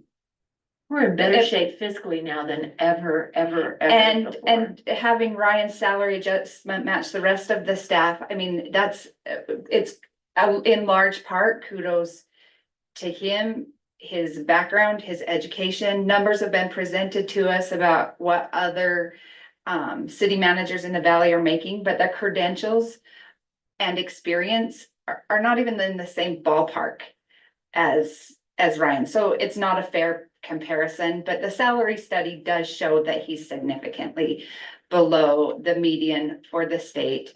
And so if it doesn't kill anyone's vote. Salary study also takes into his credentials, His credentials, right? So, I mean, he's underpaid for his skill. For his level of education, what he brings to the table, all that stuff.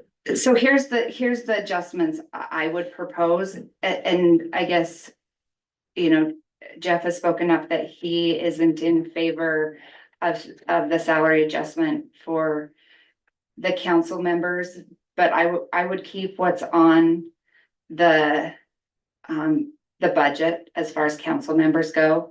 I would adjust Ryan's salary to match the rest, so to the 12% with the rest of the staff. Of course, the feral cat budget adjustment, and then I would propose adjusting the mayor's salary to be double what the council salary is.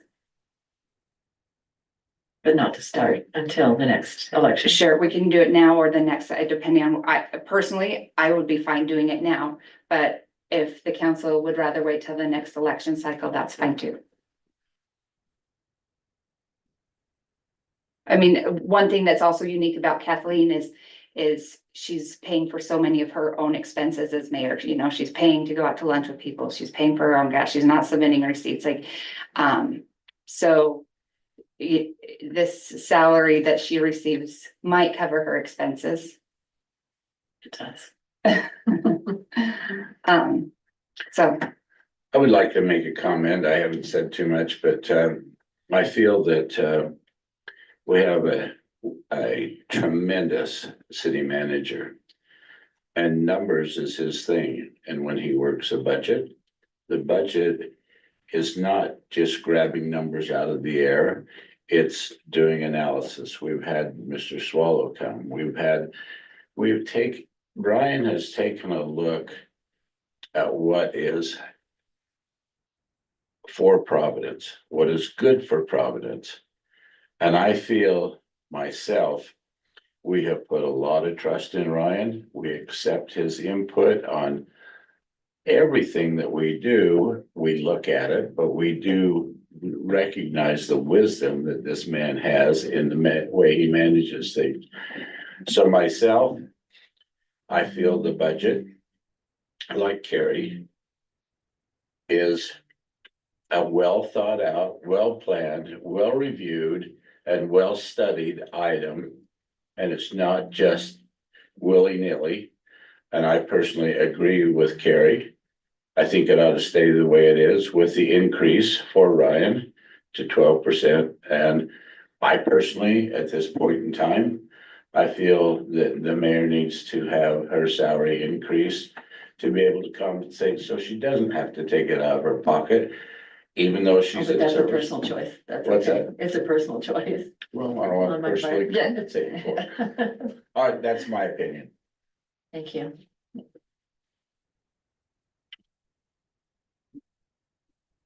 Okay, so we have a motion on the table. Yeah, is there any other adjustments that people would like to see before I revamp the motion? I'm just wondering, I mean, I think it's worth a healthy, at least devil's advocate sort of discussion like Jeff sort of proposed. I agree. Ryan ought to be at least equal to his peers as far as the percentage increase. I wonder about the size of the percentage increase we're proposing at 12%. So what if you took something equal, however, maybe we don't do a 12% across the board increase? Are there key performance metrics for individual jobs within staff that we ought to be looking at and say, does everybody get the exact same percentage? And yes, I'm new. maybe that's just not how government does it and we do it. No, we could do that. We could, you know, at that point, you could have a maximum of 12 and have 6 as a cost of living and part of it as merit. So that as we do evaluations, we would evaluate each of the staff and accommodate differently if we have different staff. So the max budget would be there, but we would have flexibility. That would be, you could do that if that's what you're looking for. Is that what you're talking about? Yeah. Well, you can do that and And it's instead of based on having performance. flat across the board. So. And I realize it's a relatively small staff. I mean, there's some points of view that would say, well, you should want turnover in your staff. We see great benefit, I think, in keeping the great staff that we have already. But some organizations say, cut your bottom 20 no matter what, every time. Well, we've replaced 3 in the last month and a half. And I'm not so saying- We do have some turnover. And I'm not. So we meet that metric. I'm not picking on anyone specific. I'm not in the position you are to know whether they are meeting any kind of performance measures or however, you know, if you looked at a quarterly or a semi-annual review or an annual, what does that look like? I don't know yet, so maybe I should have asked you that prior to this meeting, but like I say, devil's advocate, we should talk about what does that look like for us if we did something a little bit differently. Ryan, can you just tell us how, so you do performance reviews like in November? And you do bonuses in the year? So bonuses are done, in generally the end of the year, Are they at based Christmas on a time. percentage of? We've done it in a few different calculations. It includes a, dollar amount per hour. We like to be able to, that bonus, the end of the year, it's off in a different spot. But at that point, that's calculated based on, number of hours they work, because we want to accommodate those that have worked more hours and put in the time. We find that's a metric. And those that have less of a salary, but work more hours, we'd like to accommodate some of that. But there is a percentage component and an hour component. So it's a 6 component kind of calculation to help with that. So, but yes, and it's when we do that, we try to accommodate for a few different things as we do that. So that's how the bonuses are calculated. But that would be the max up to that 2%. Yeah. I think it's important to, and I'm not advocating for more for me at all, but I think it's important to recognize that because of good management, which Ryan has done a great job, and you as the council, because I've sat and listened to you question and make him think twice on different things. Because of good management, you're able to look at these kind of increases without raising anybody's property taxes. Right. So the citizenry can't come back and say, well, yeah, you got a raise because you raised my property taxes. You're not doing that. You're staying within your revenue. Ryan, what is the typical cost of living adjustment, or what do you think should be the cost of living adjustment? At 6%, that is kind of the cost of living. The other portion of that is kind of market, and merit. That's what the intent Market was, adjustment. is to have market and merit kind of an adjustment. Some have more than others. In the top ones, you will see that on the appointed side, we have a very good, solid staff. And in that, those are approved and done here. We have a little bit more flexibility when we get to the line staff. But with Senate Bill 91, it required us to come and present all of that and approve that at your level. But some of the individual staff, we have more flexibility in that range. But I can assure that every one of these are working hard, committed, dedicated to what they're doing. And we would like to move that market so that we're, rather than being right below the 50, kind of that, move it up to maybe a 60% market. So we are above the average, but that would help us shift towards that. That is what it's doing, so.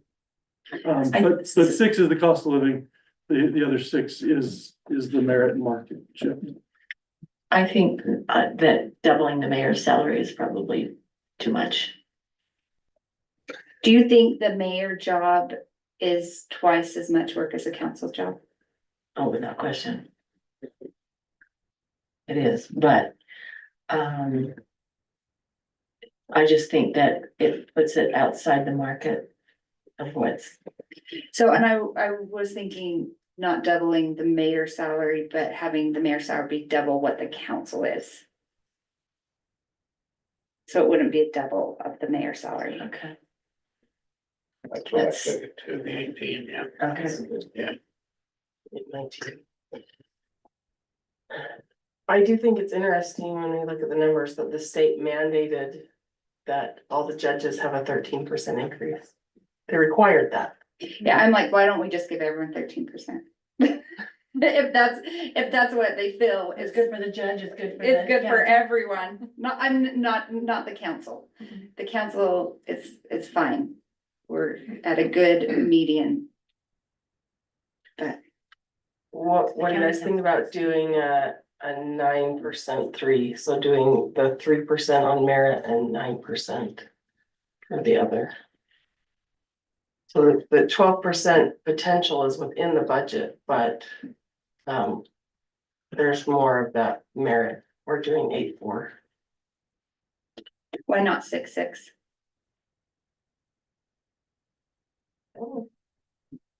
I think most everyone will get the merit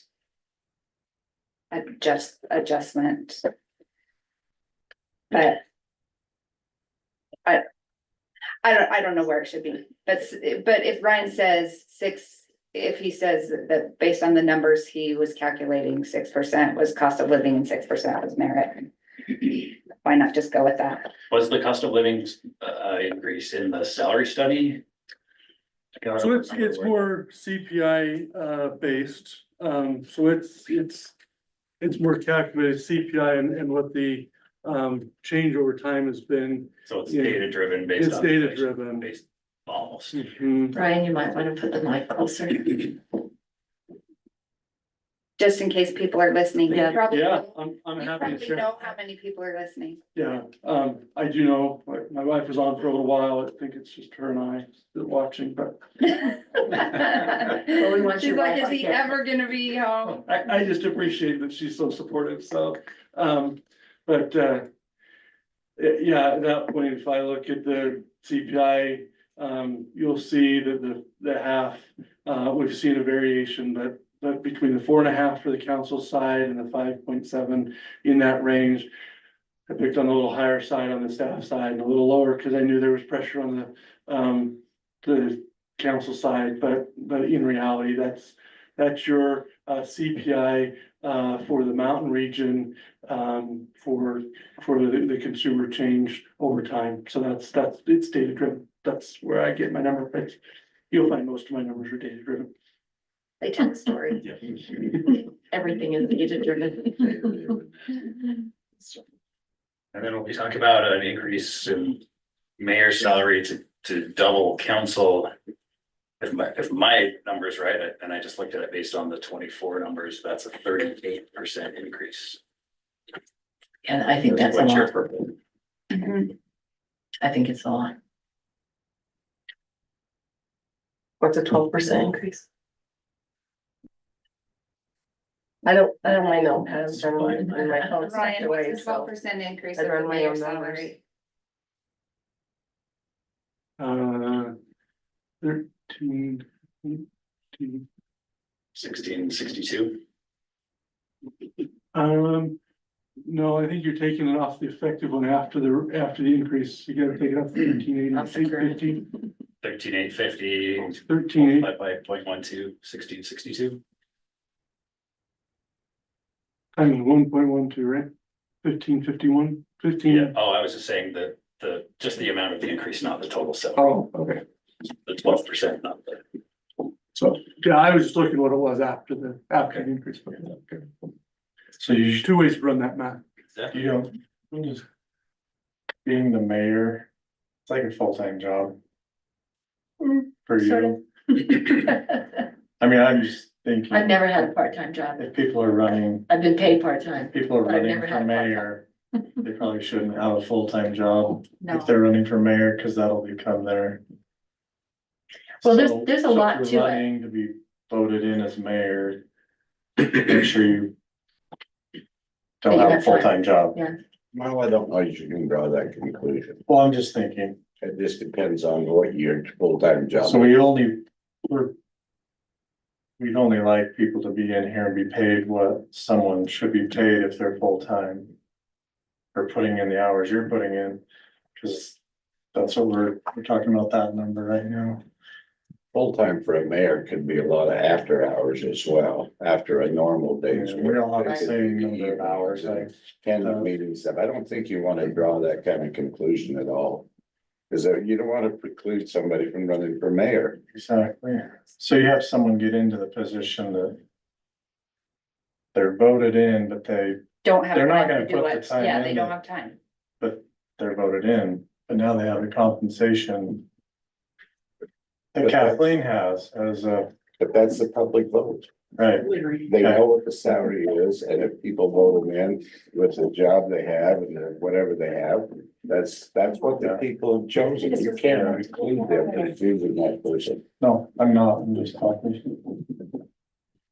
I'm just looking ahead. Because, yeah, no, I know our current mayor.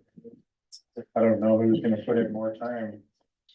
Than she is unless they don't have a full-time job. I don't know of any of them. Well, Mayor Midley, I don't.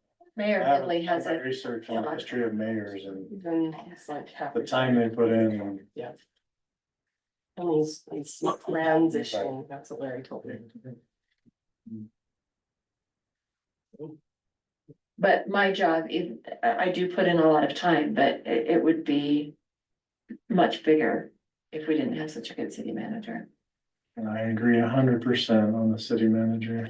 He's And amazing. it would take me 12 times as long to do But a I mean, spreadsheet. half the meeting, if you wonder what I'm thinking, who's going to? Is he gonna train his replacement in 20 years or 15 or 10? You know, 50. he's got so many things that he understands and. That's why we want to keep him, is Yeah, we that can't keep him forever. there are not people out there. Forever won't work. Okay, so I love the budget. The budget's amazing. I would just drop the council increase. I just don't think 400 a month or 400 a year extras worth.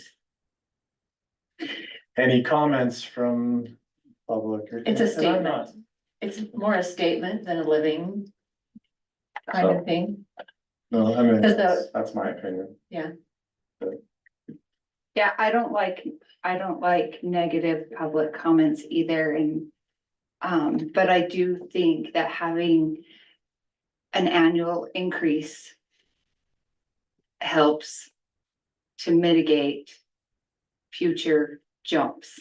No, and I understand. It was fun to watch, like I said before, it was fun to watch the school board.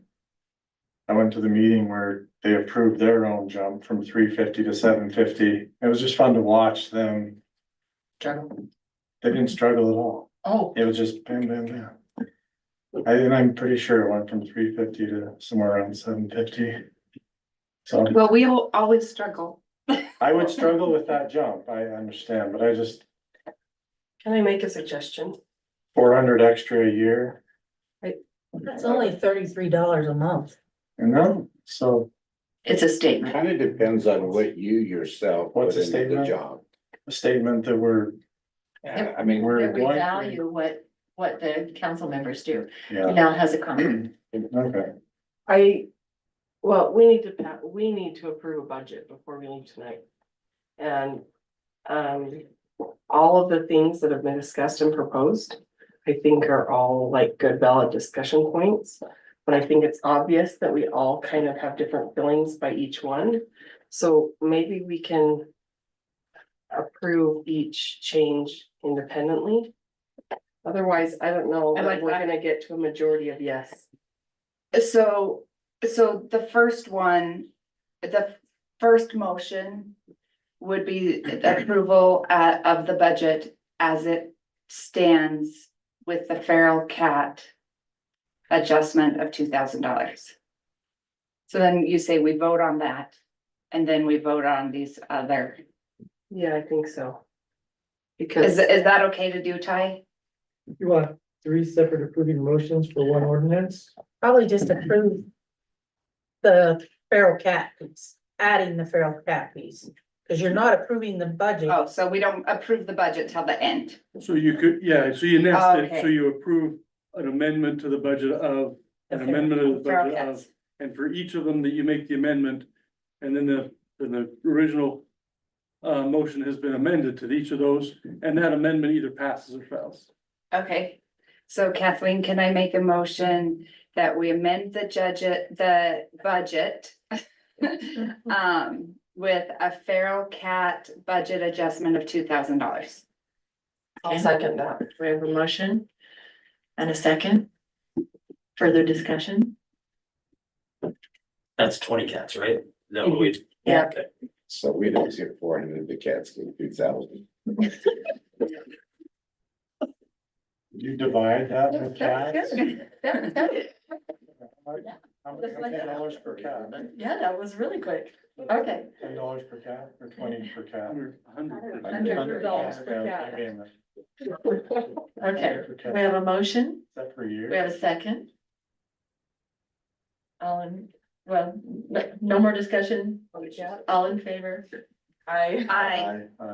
Any opposed? Did we get an eye out of you, Brent? Yeah, you got an eye out of Okay. it. Okay, so I have another motion. And I'm going to combine two, I think, because I think they are combinable. So I want to make a motion that Ryan's salary adjustment match the rest of the staff. Actually, I think it has to be separate. That the next motion would be a maximum of 12% salary adjustment for staff.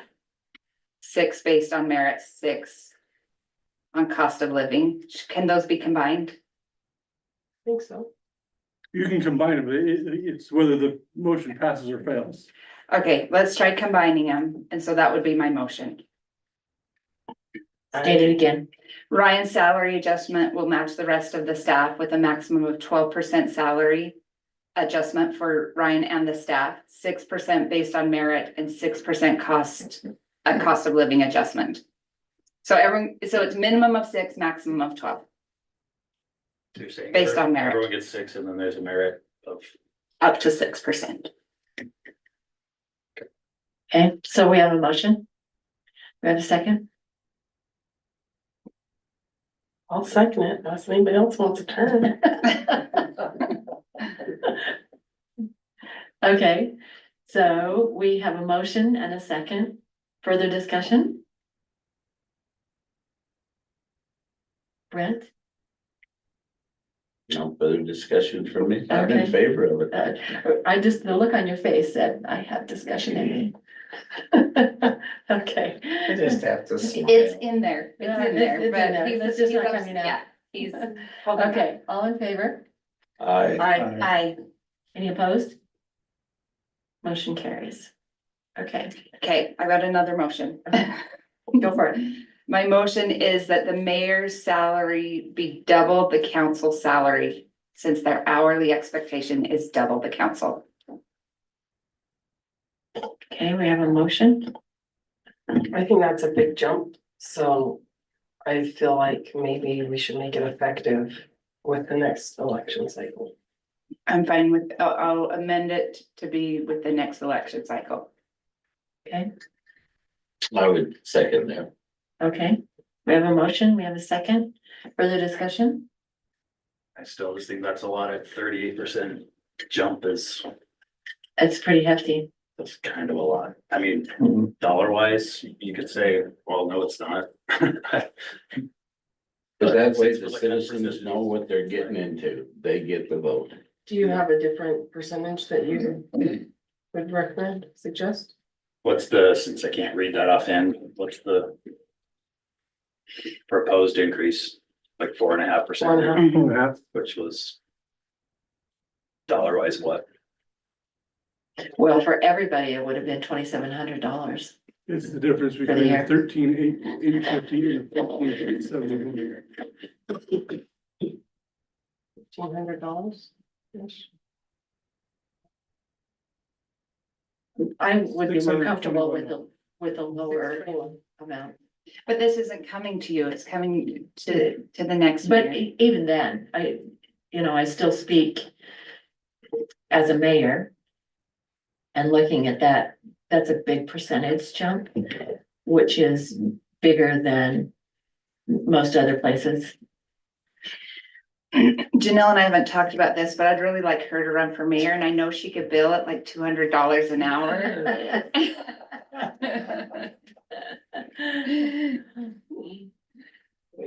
But it wouldn't double her time, because she's already putting in double the time that the rest of the council is. I'm not trying to pick on that either, but what would you suggest if you had to suggest your own raise like Ryan has to do for everybody else? Well, why don't we do the Where 12%? are you at? Why don't we do the 12% like everyone else And to go into effect with with the The next, next cycle. with the next cycle? I don't think we should do 4.5 for us and nothing for the mayor until the next election cycle. No, Either. no. So. That's a hard call for me to make. Good news, you don't have to go. That's good. I don't have a vote. Can we I'm try, silent. can we try voting on it? Did it get seconded? I second it, but I'm not sure where we're at with this thing. We gotta restate what we're doing. So what I said is the Are you mayor, amending your motion? no, I'm just clarifying. The mayor's salary to be double the council salary, since their hourly expectation is double the council, to be effective at the next election cycle. I just think that's a lot. Well, what about this budget? It has nothing, it doesn't change anything on this budget. So it leaves it It as leaves it is. as is. And this is not effective Mhm, until the next election cycle. mhm. Just a thought, Okay. if you want it. There are two budgets in between now and that election taking office. So if you had a step of 4.5 now, and it's, or a 12, if you had a 12 now and a 8 or 12 or whatever that number is, the next one, that can split that into basically 3 phases of that adjustment. So it's one this July, next July, and then the December following that is when your mayor would fall, right? If I count those years right. And so that actually, if you did it by budget year and then the remaining of that adjustment taking effect at the election time, then you have your cost of living ones included. But then you take and make a major shift at the time of an election. But you take cost of living at the budget times. That's another way of doing it. I like that, so I'll amend the motion. But I can't amend anything that would happen in the future budgets. I can just say a 12% cost of living. Or a 12% salary adjustment for the mayor. For this fiscal budget. Well, But could I say? technically, this is a 2-year budget approval because we have 5 years approving, but 2 are specified as budget years. So yes, you could, but the next year will come as another approval and the council could change that. They Right. could reduce that or modify that. So, Just because you approve it doesn't mean the next one can't change it. right, because it would just. So for this year, 12%.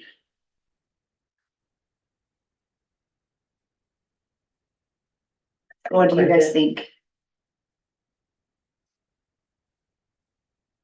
And the mayor's getting double what the staff is getting. Yeah. Well, we are calling 6% cost of living, and then we call the merit, and so we justify the 6% merit For the mayor. for the mayor. And then it matches. I think the mayor's position as held right now is worth it, for sure. Is there any past precedent for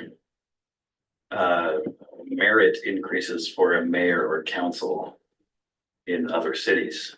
I don't think so. Yeah, I don't think you call it that. I think it's just a 12% increase. Because I feel like And- if we're saying it's merit, but it's not really done that way, Well, How But it the is- was, people how- are the how ones can- that hired me. then how can we The justify people are that? the ones that Yes. voted I mean, and hired you too. when we all got elected, but are we saying we now want merit increases for ourselves?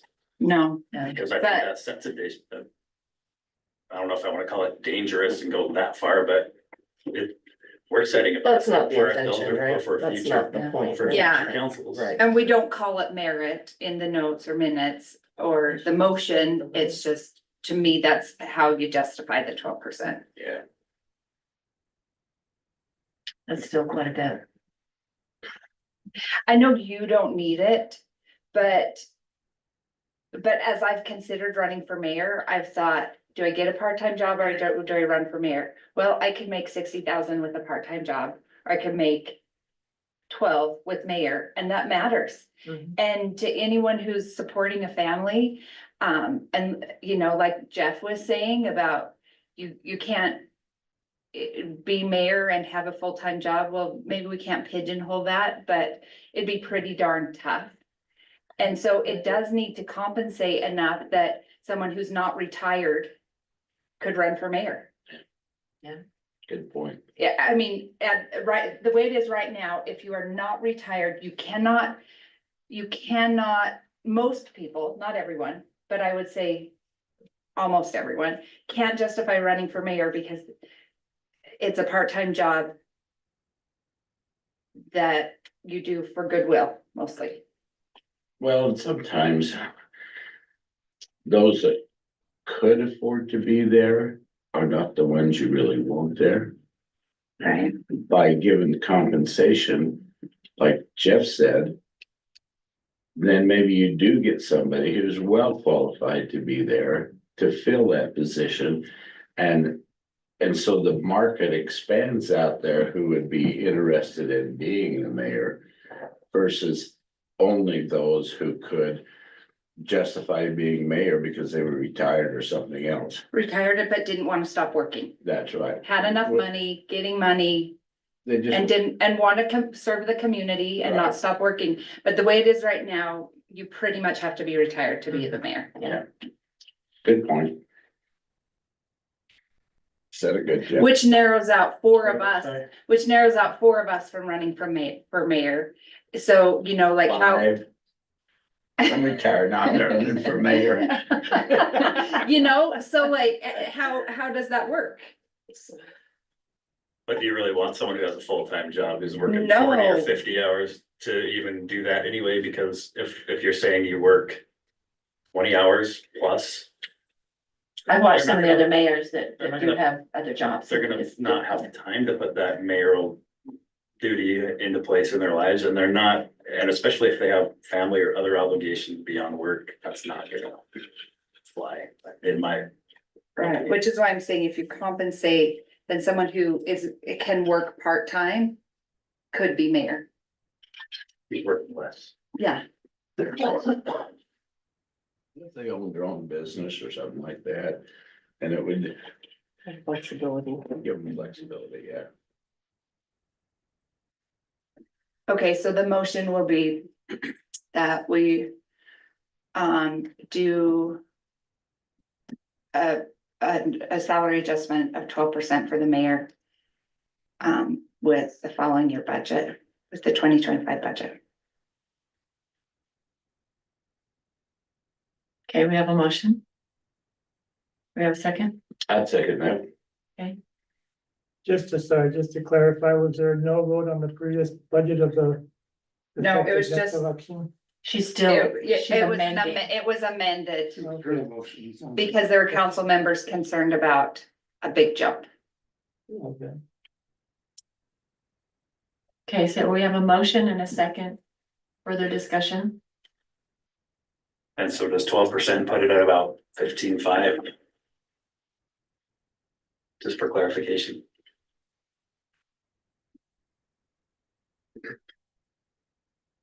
Yes. And mayor is still saying that's quite a jump. I'm just curious. It's just me. You suggested 12%, but you're saying it's a Well, big it's jump, 9. so Well, it's 9. I just wanna know. What's How do you 9%? feel about it? 9%? What does that make it? And I want to clarify them proposing this for future mayor, not necessarily for Kathleen or because she wants more money or needs more money, like. Kathleen can It's a give it to statement. charity, The statement. yeah, but she should be compensated and. So it's more than for her, And that's about. it's for the future, It's not personal. 15,100. Yeah, but it also is. well, it would take effect for the 2025 budget that we're talking about. July. In Yeah, yeah. And in order to not do a big jump in 2.5 years, then we need to do 1.5. 1.5 years, then we need to do a smaller jump now. Is the way I'm thinking. That's easier to swallow. Okay, so we need to. Okay, so we have a motion, we have a second. No further discussion. Chanel asked about 9. Who Yeah, said I 9%? said 9, Sorry. so is it 9 or 12? Which 12. motion? 12. The motion is 12. Okay. All in favor? I, May. Okay. So motion fails. Okay. Do you want to do another motion? nope, those are the things that I had. I mean, unless other people want to change things on a budget, then I can make a motion that we approve the budget with the approved emotions. Okay, let's hear from those who said nay. What's different? What do you wanna do? We gotta approve a budget. I know. That wasn't for the whole budget, that was. That was just for the part of amendment it. That was just a That was, little small that piece was of it. just the amendment to budget. I'd be okay with 9. Do you wanna make that motion or do you want me to? Make a motion that we increase the mayor's salary to 9%. Okay, we have a motion. Second. We have a second. Any discussion? All in favor? I, Any opposed? Nay. Okay. Motion carries. Okay, so now we have to approve Unless there's something you want to change. any more. that was amendments? my list. Okay, all right, so I'll entertain a motion to approve the 2025 budget As amended. as amended. I'll make a motion I that, oh, go ahead, Jeff. I was just gonna make a motion to reduce the council salary to 0%. Okay, we have a motion for an amendment to reduce the council to 0. Do we have a second? Second. Okay, we have a second. Any discussion? All in favor? Aye. Aye.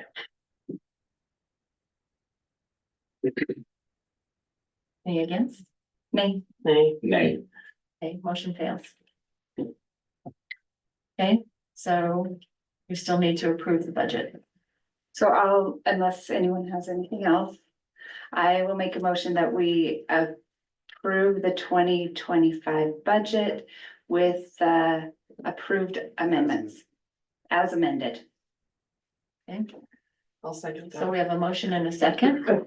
Further discussion? All in favor? I, Aye. Nay. Okay.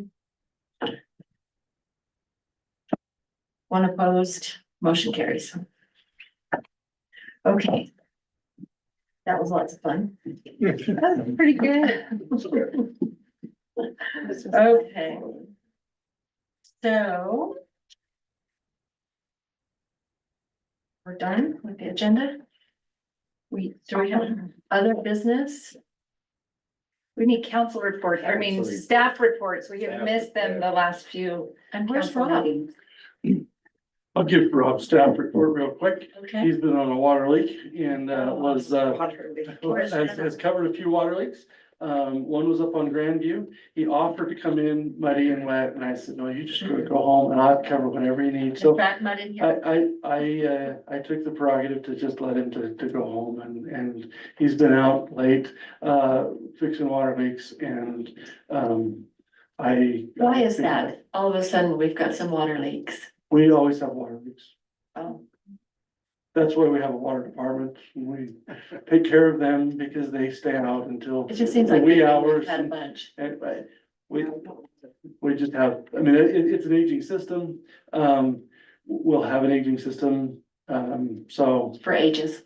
for ages, it will just be that way. And some of it's fluke, some of it's tight, just because there's so much acid in the soil or heat in the soil that it'll burn bolts and we'll see a valve pop or we'll have extra water and then just a weakness in a pipe will burst. And we have excellently trained staff, but that's part of the problem with aging pipes, and that will happen. So Okay, go for it, Rob.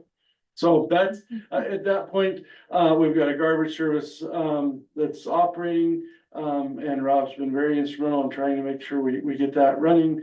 We have a water tank that is, the water well that's about to come online, or, that's about to be restarted on the drilling. You know, his staff is doing well. He's fully staffed now, which we're totally excited about. We finally have our water supervisor. And that's working out. And we have our water employees. We have a fully staffed there. So in the public works, they do an amazing job. They do. And if you don't see that there's a problem, it's because they are at the top of their game. And they appreciate, every one of them will appreciate the raise that has been given tonight.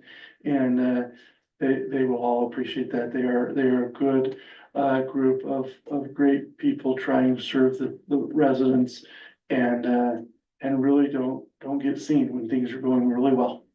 So that's where we're at. So if you have any questions for Rob, happy to answer those. But I took the prerogative of just letting him go home because he's been out late. And that's a long water leak, so. We haven't had to shoot any garbage trucks today, have we? Shooting. It gets so frustrated with those damn trucks. No, we're trying to keep them running. We're working with our contractor, things are going, so moving along. I was referring to putting them out of their misery. The red and white one was doing well today. Good. The blue one was working well too. Yep. Got a patriotic fleet. Okay, So who else would you like, Scott, our city recorder, Ty. yours? We're still working on hiring a full-time judge, but it won't be till the new year that we find one. We're waiting on the AOC to get the application process. It's quite a long process that involves multiple interviews and committees and stuff like that, so we probably won't hear anything till the next year. Next month, expect the sauerkraut committee to present and get your involvement on what you guys want to participate in with what they have planned. What happened to that list, by the way? Okay. That's all I got.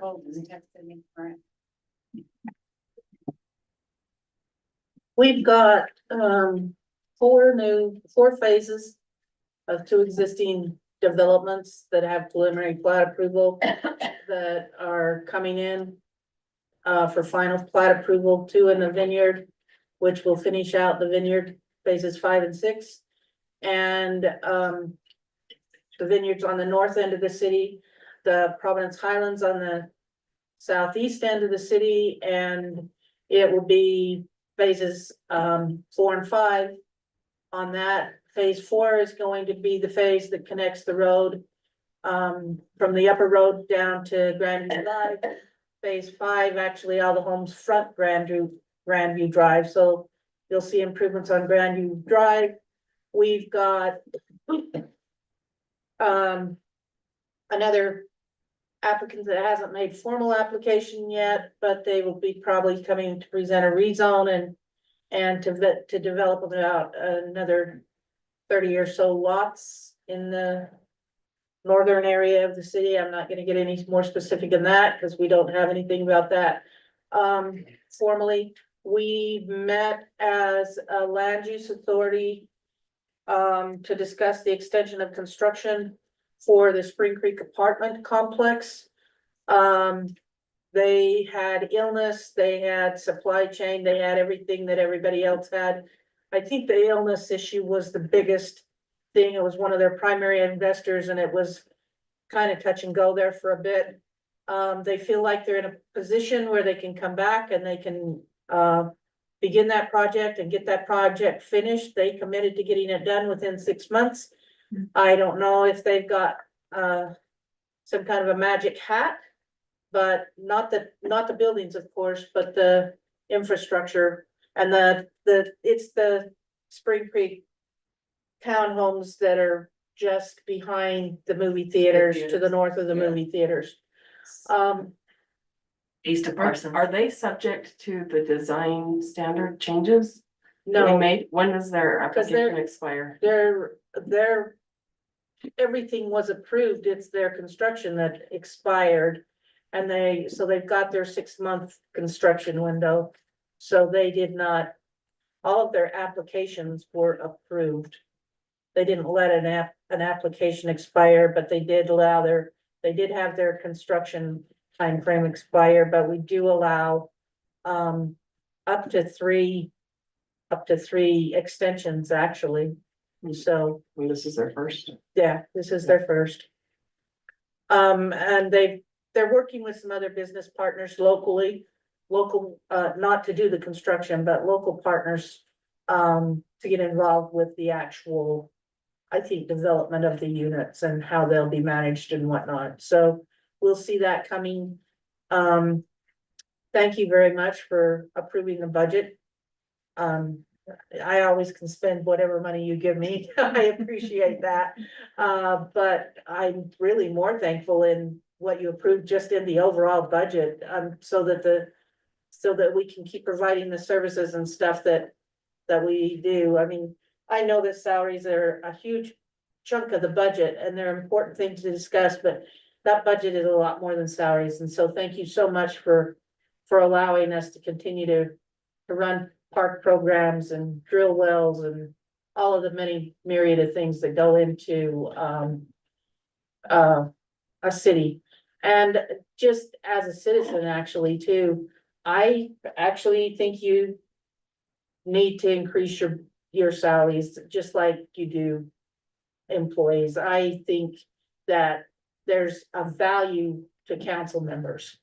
And I think you need to recognize that value. So I appreciate the fact that you did at least increase it what you did. So as a citizen, I'd have been fine with more, especially since you weren't raising my property tax. So anyway, that's, unless you've got questions, our recreation programs, all of our diamond programs are winding down. They should be finished up in the next week or so. And, you'll see we've got flag football coming on board. Registration right now, the Fun in the Sun is going really well. So we'll start into fun things with the city celebration and all that kind of stuff, so. I have children in the Fun in the Sun and they love it. They And love coming. we've got really good leaders. So, and Mary DeSoto, I always want to put the accent on the wrong place. She's our code compliance person. She is doing an excellent job. She's excited about it. She's a full-time deputy, so this is her part-time job to help us with this. And so we've been flexible with the hours, which I think is beneficial to us, cause she can work her schedule, and sometimes she comes in early morning. Sometimes she stays later at night, in the middle of the day, all kinds of play time, so that she can be out there and see people and see things that are going on that when you're just working 7:30 to 5:30, you may miss some of that. So, but I'm most impressed with just her overall attitude and energy for the job. It's really pleasant. She's really pleasant to work with, and I'm excited for you guys to meet her as a person, not have her come and tell you got a problem, but Not to knock on our she's a door. she's a great lady. With a coach. So, Yes, that's my impression of her as well. She's very even tempered and if you had to deal with her, that she'd be a good one. Previous military background, she has some military background. But she came very well, highly recommended. She interviewed really well. We're really excited. Ultimately, she'll be able to give citations, so we'll bring that back. At least being able to give nuisance and some of those kind of parking kind of citation stuff, not anything criminal, just the infraction kind of stuff. So that's what we're hoping, that she'll be able to do some of that. So yeah. So that's it. Thank you. Thanks for your work. Okay, who's next? I think I'm the last of the You're the group. last. And then we gotta go home, so if I can finish it in 4 minutes, we can be done by 10 o'clock. So I've done a lot of my report throughout, talked about the grants that we got. Finally, the National Park Service, we've gotten a pre-approval. They finally signed and have actually authorized us, which is just in time because they funded the last bit of the skate park. So at this point, the skate park is entirely grant funded. So I thought that was pretty good. So I was happy about that. Getting, and police permit is approved and it's ready to start. So I know And it's there's. got it, and it has a shade on it. And it has a shade piece So- that you approved, so even that's been. Yes. That's been grant funded too. Yes. Oh So my it's been God. done. Is our contractor on board? Our contractors are on board. Yeah, the Well, they designs removed the there. grass, so. it's We ready removed for that. it. Well, I thought that We- was- That was us, that was us moving it to somewhere else. So garbage is running, fiber is running, kind of gave a little bit of a update there. But we're in a really good position on fiber and each of our funds. We've had a great success there. We have a lot of good feedback for those that are on it. No, the mandatory $10 hasn't been implemented. At some point, maybe you look at that. We certainly look at that when the fee rate schedule comes out. That's kind of what my plan would be, is when we come out with a new fee schedule there in December, January, we can look at that plus or minus, unless you want to do something different. We have, with the approval of last month, we have finalized the change order with Strata. They've agreed to those terms that were there, so we've taken that. They're getting ready to start to finish the Gateway and the Vineyard developments. And so that's going well. But yeah, to have almost 2/3 of all residents on the system is fabulous. It's incredible.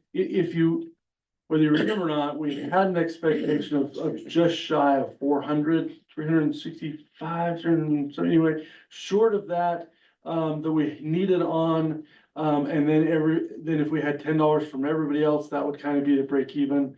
At this point, we're ahead. We'll put that money away. In the next few years, we'll then be able to decide whether we pay off loan to shrink that. If the revenue stays consistent, we could probably cut the loan in half. That's kind of the where we're at this point. So, so we're making good progress there. And those that use it, we get feedback. I will tell you, positive feedback for nearly everybody that's on a subscription service on $250 or above. Once they're there and it's working, it's great. The install can kind of be, a pain, and construction has been, Strata's been good to go out and try to fix any of the sprinklers or anything that they've damaged. But at this point, you know, we're done with the construction, we're moving into operation, proceeding with that, so, things are on the up. So grants, fiber, water's doing well, other than the leaks today. Our infrastructure, we continue to work on constant improvement. And we have a healthy budget and that we can fund into capital projects each year. So at that point, we are able to fund into these, capital growth and improvements. And that's an important one to Scarlett's point, being able to invest into things and to be able to complete those projects and to have all those projects for us to go. We're getting good at being able to accomplish a lot of good projects. Crack seal is being done today. I don't know if you've been out, but they fill the cracks and so that we can maintain our roads. We continually work to improve and maintain and improve the city, that's been trusted into our care to make sure that we take care of for you. So if there's any questions for me, I'm happy to take those. Yep. This is a different subject. Absolutely, whatever. Okay. subject you want. So we're kicking the can down the road with this 100 East. Some point in time, we gotta make a decision. We need to know as a council, what is our abilities, what's our limitations? We've got a width of a road. They're all suggesting we change the width of the road. At some point in time, we need as a council to know our limitations, our abilities. And in thinking about whether we're gonna put the sidewalk in, if we're not gonna put it in, somehow we gotta come together as a council and discuss this. You mentioned that earlier. Agreed. And I don't wanna kick this can down the road forever. Agreed. So I think somehow, sometime, there needs to be movement on this item. But we need to know our abilities, our limitations prior to even going out, and I don't wanna make promises to citizens I can't keep. Or even give them an inkling that we could do something. Our standard, and to vary that standard then has domino effects. That's right. Our standard is to set a sidewalk on the right of way line. And I don't wanna go too far into too much discussion because it's not specifically on the agenda, but I'm just trying to update as my update. We traditionally follow, by standard, we follow, the right of way line. That's where the city owns property up to. That's the property that the city is ownership of.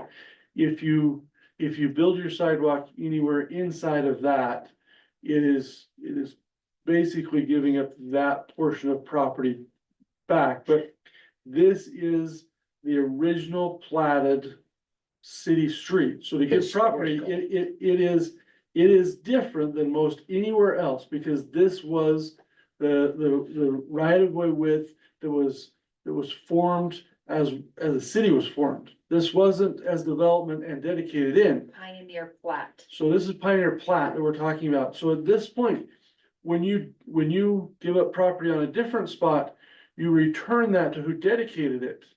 There's no one to do that because this is the original plat. So at that point, to determine property to be excess, you would need to go through that process of determining, and you would need to allow all residents the opportunity to acquire that property or anybody Citywide.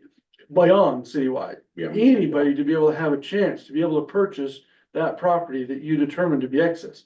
So if you're determining property to be excess and you are wanting to put that back in the tax rolls, you would need to go through a very lengthy process, more so than just abandoning the property and returning it as a dedicated property back to whoever the dedication came from. So there's a process, all would need to be, so it doesn't mean that 10 feet that you're abandoning or giving up or whatever is owned by the resident that's there. Frontage of the That's somebody else can buy that. Yeah. And it'd need to go for sale for that. if that's what you do. So there are some issues there. The narrowing of the road is just a classification change. Right of way is the sidewalk is based on right of way line. Road width, asphalt width, very good. Thank you for the clarification. Asphalt width is based on classification of road. Right of way is not. So when you say that that would narrow the right of way, that's not how it works. Road width changes, so if they came in or you came in or whoever and reduced the classification from major collector to minor collector, that changes the planned road width, asphalt width, but not right of way width. Because right of way in our standards, we have minimum ones and minimum amounts, but it's kind of like an accordion. What you would do if you changed it from a major collector to a minor collector is that the someday plan would be for that asphalt to be narrower. Minor collector at 37, major collector at 45, 40. Anyway, I'd have to look that number up. I don't have it top of mind, but at that point, but nonetheless, the next step for any kind of, if that road were to fail, and we said, oh, we need to update it, we would go to the next classification of road anyway. We would go from what it is to the 37. So we would do that in steps anyway. So to make that change classification wise, we'll change the end, but won't change the next step. And if you look at the budget though, in our CIP plan, we don't have First East as being constructed widened to change that profile of that road. We don't have that even in the transportation master plan to do. So, and it has a 25-year horizon. So at that point, we're just not talking about, I mean, unless that you can have a horizon that is a 30 to 50-year horizon. And at some point, there may be some change to that road in width. But that's not part of the transportation master plan as laid out in the capital improvement plans. Now, it does say it's narrower, it identifies it as narrower than current design, but that doesn't mean it's set to be widened. That's not. But that does not affect the right of way. It doesn't affect right of way. And that right of way is this historical plat. When they talk Historical about plat. history, they talk about historical part of town. That plat is a historical part of town, clear to Third South. Yes. And otherwise, it's unfortunate that trees, I want to say whatever tree can be saved. The plan, when you give it to an engineer, it's a hard line plan of what he thinks. But if there, I know Jeff has presented, possible options to just sidewalk. I mean, a path to get kids from Edge Hill and those areas to the school doesn't necessarily mandate that it's only a sidewalk. So what things can you vary? You could probably vary width. We have some that are 4, some that are 5. Certainly that could be an exception. You could have, so you add an extra foot, maybe that'll save some of the trees to go from 4 foot to 5 foot. 5 is the standard. You could maybe have some variation there. You could purchase property to move it back a foot or 2 if the property owners were amenable to that. That certainly could be options. I don't want to confuse the asphalt road with a right of way width, because those They're different. those are different and projects are different. So just because we do an asphalt widening, we've seen a lot of asphalt paved and we widened the current standard of that road. We've seen a lot of that done, but none of that dominoed to sidewalks. So sidewalks and road width are not, they're mutually exclusive. They're not, they don't tie together. There's no tie in those because one's a center and one's the edge and there's an accordion between and usually, if we do a difference, our biggest complaints with snow, is to move that inward. And if you move it in, is there a chance to do that? Yes, but I would consider that as a temporary solution for the problem. If you move the sidewalk into the inside, the street side of the trees, just understand that that's probably just a temporary solution until maybe, 10, 20 years down the road, it might be that long. But then when the permanent solution of the road is, then it would push it back to where it would be, and then you pay for that sidewalk twice, which is an option, you can. So a different kind of path is an option. Certainly, there's the option of nothing, so you can say, hey, you know what? This was a great idea, we like it, it might be nice. But we're just not ready for a sidewalk here. Let's turn that back.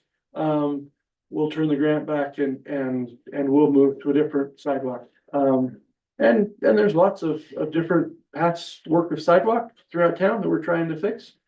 And maybe we focus on those that really want it, and we could go there, and that's fine. Those are options. So you can choose to do no option and turn down the grant, and that's certainly an option. You can have a path of some types, maybe something different than the sidewalk. Maybe it's something with different material. You can have and say, hey, you know what? Safety is number one, sidewalk is number one. This is where we're gonna go, and you can draw a hard line. You can certainly have that as a choice option. You can have the engineer propose varied options. But the engineer is gonna come back constrained somewhat by the approved road profiles and approved drawings that has been established. And ask him to be creative. Like asking an accountant to be too creative, it's not in our nature, so we certainly could try, and if you have something you wanna have drawn out, I'm sure certainly can add. Well, he also has to adhere to our standard. Yeah. But so- can we meandered out into the road and back behind property line and meandered out there? Can we have a meandering sidewalk like that? We have a meandering trail through Zollinger Park. Yeah, so let's just meander the road through wherever we need to go. Anyway, there, I'm being facetious, sorry. but a meandering, couldn't we do that? If you want it on the agenda, it's mayor's pride what's added. At this point, mine has been just because I still see that there's conversation and still gathering concern and information.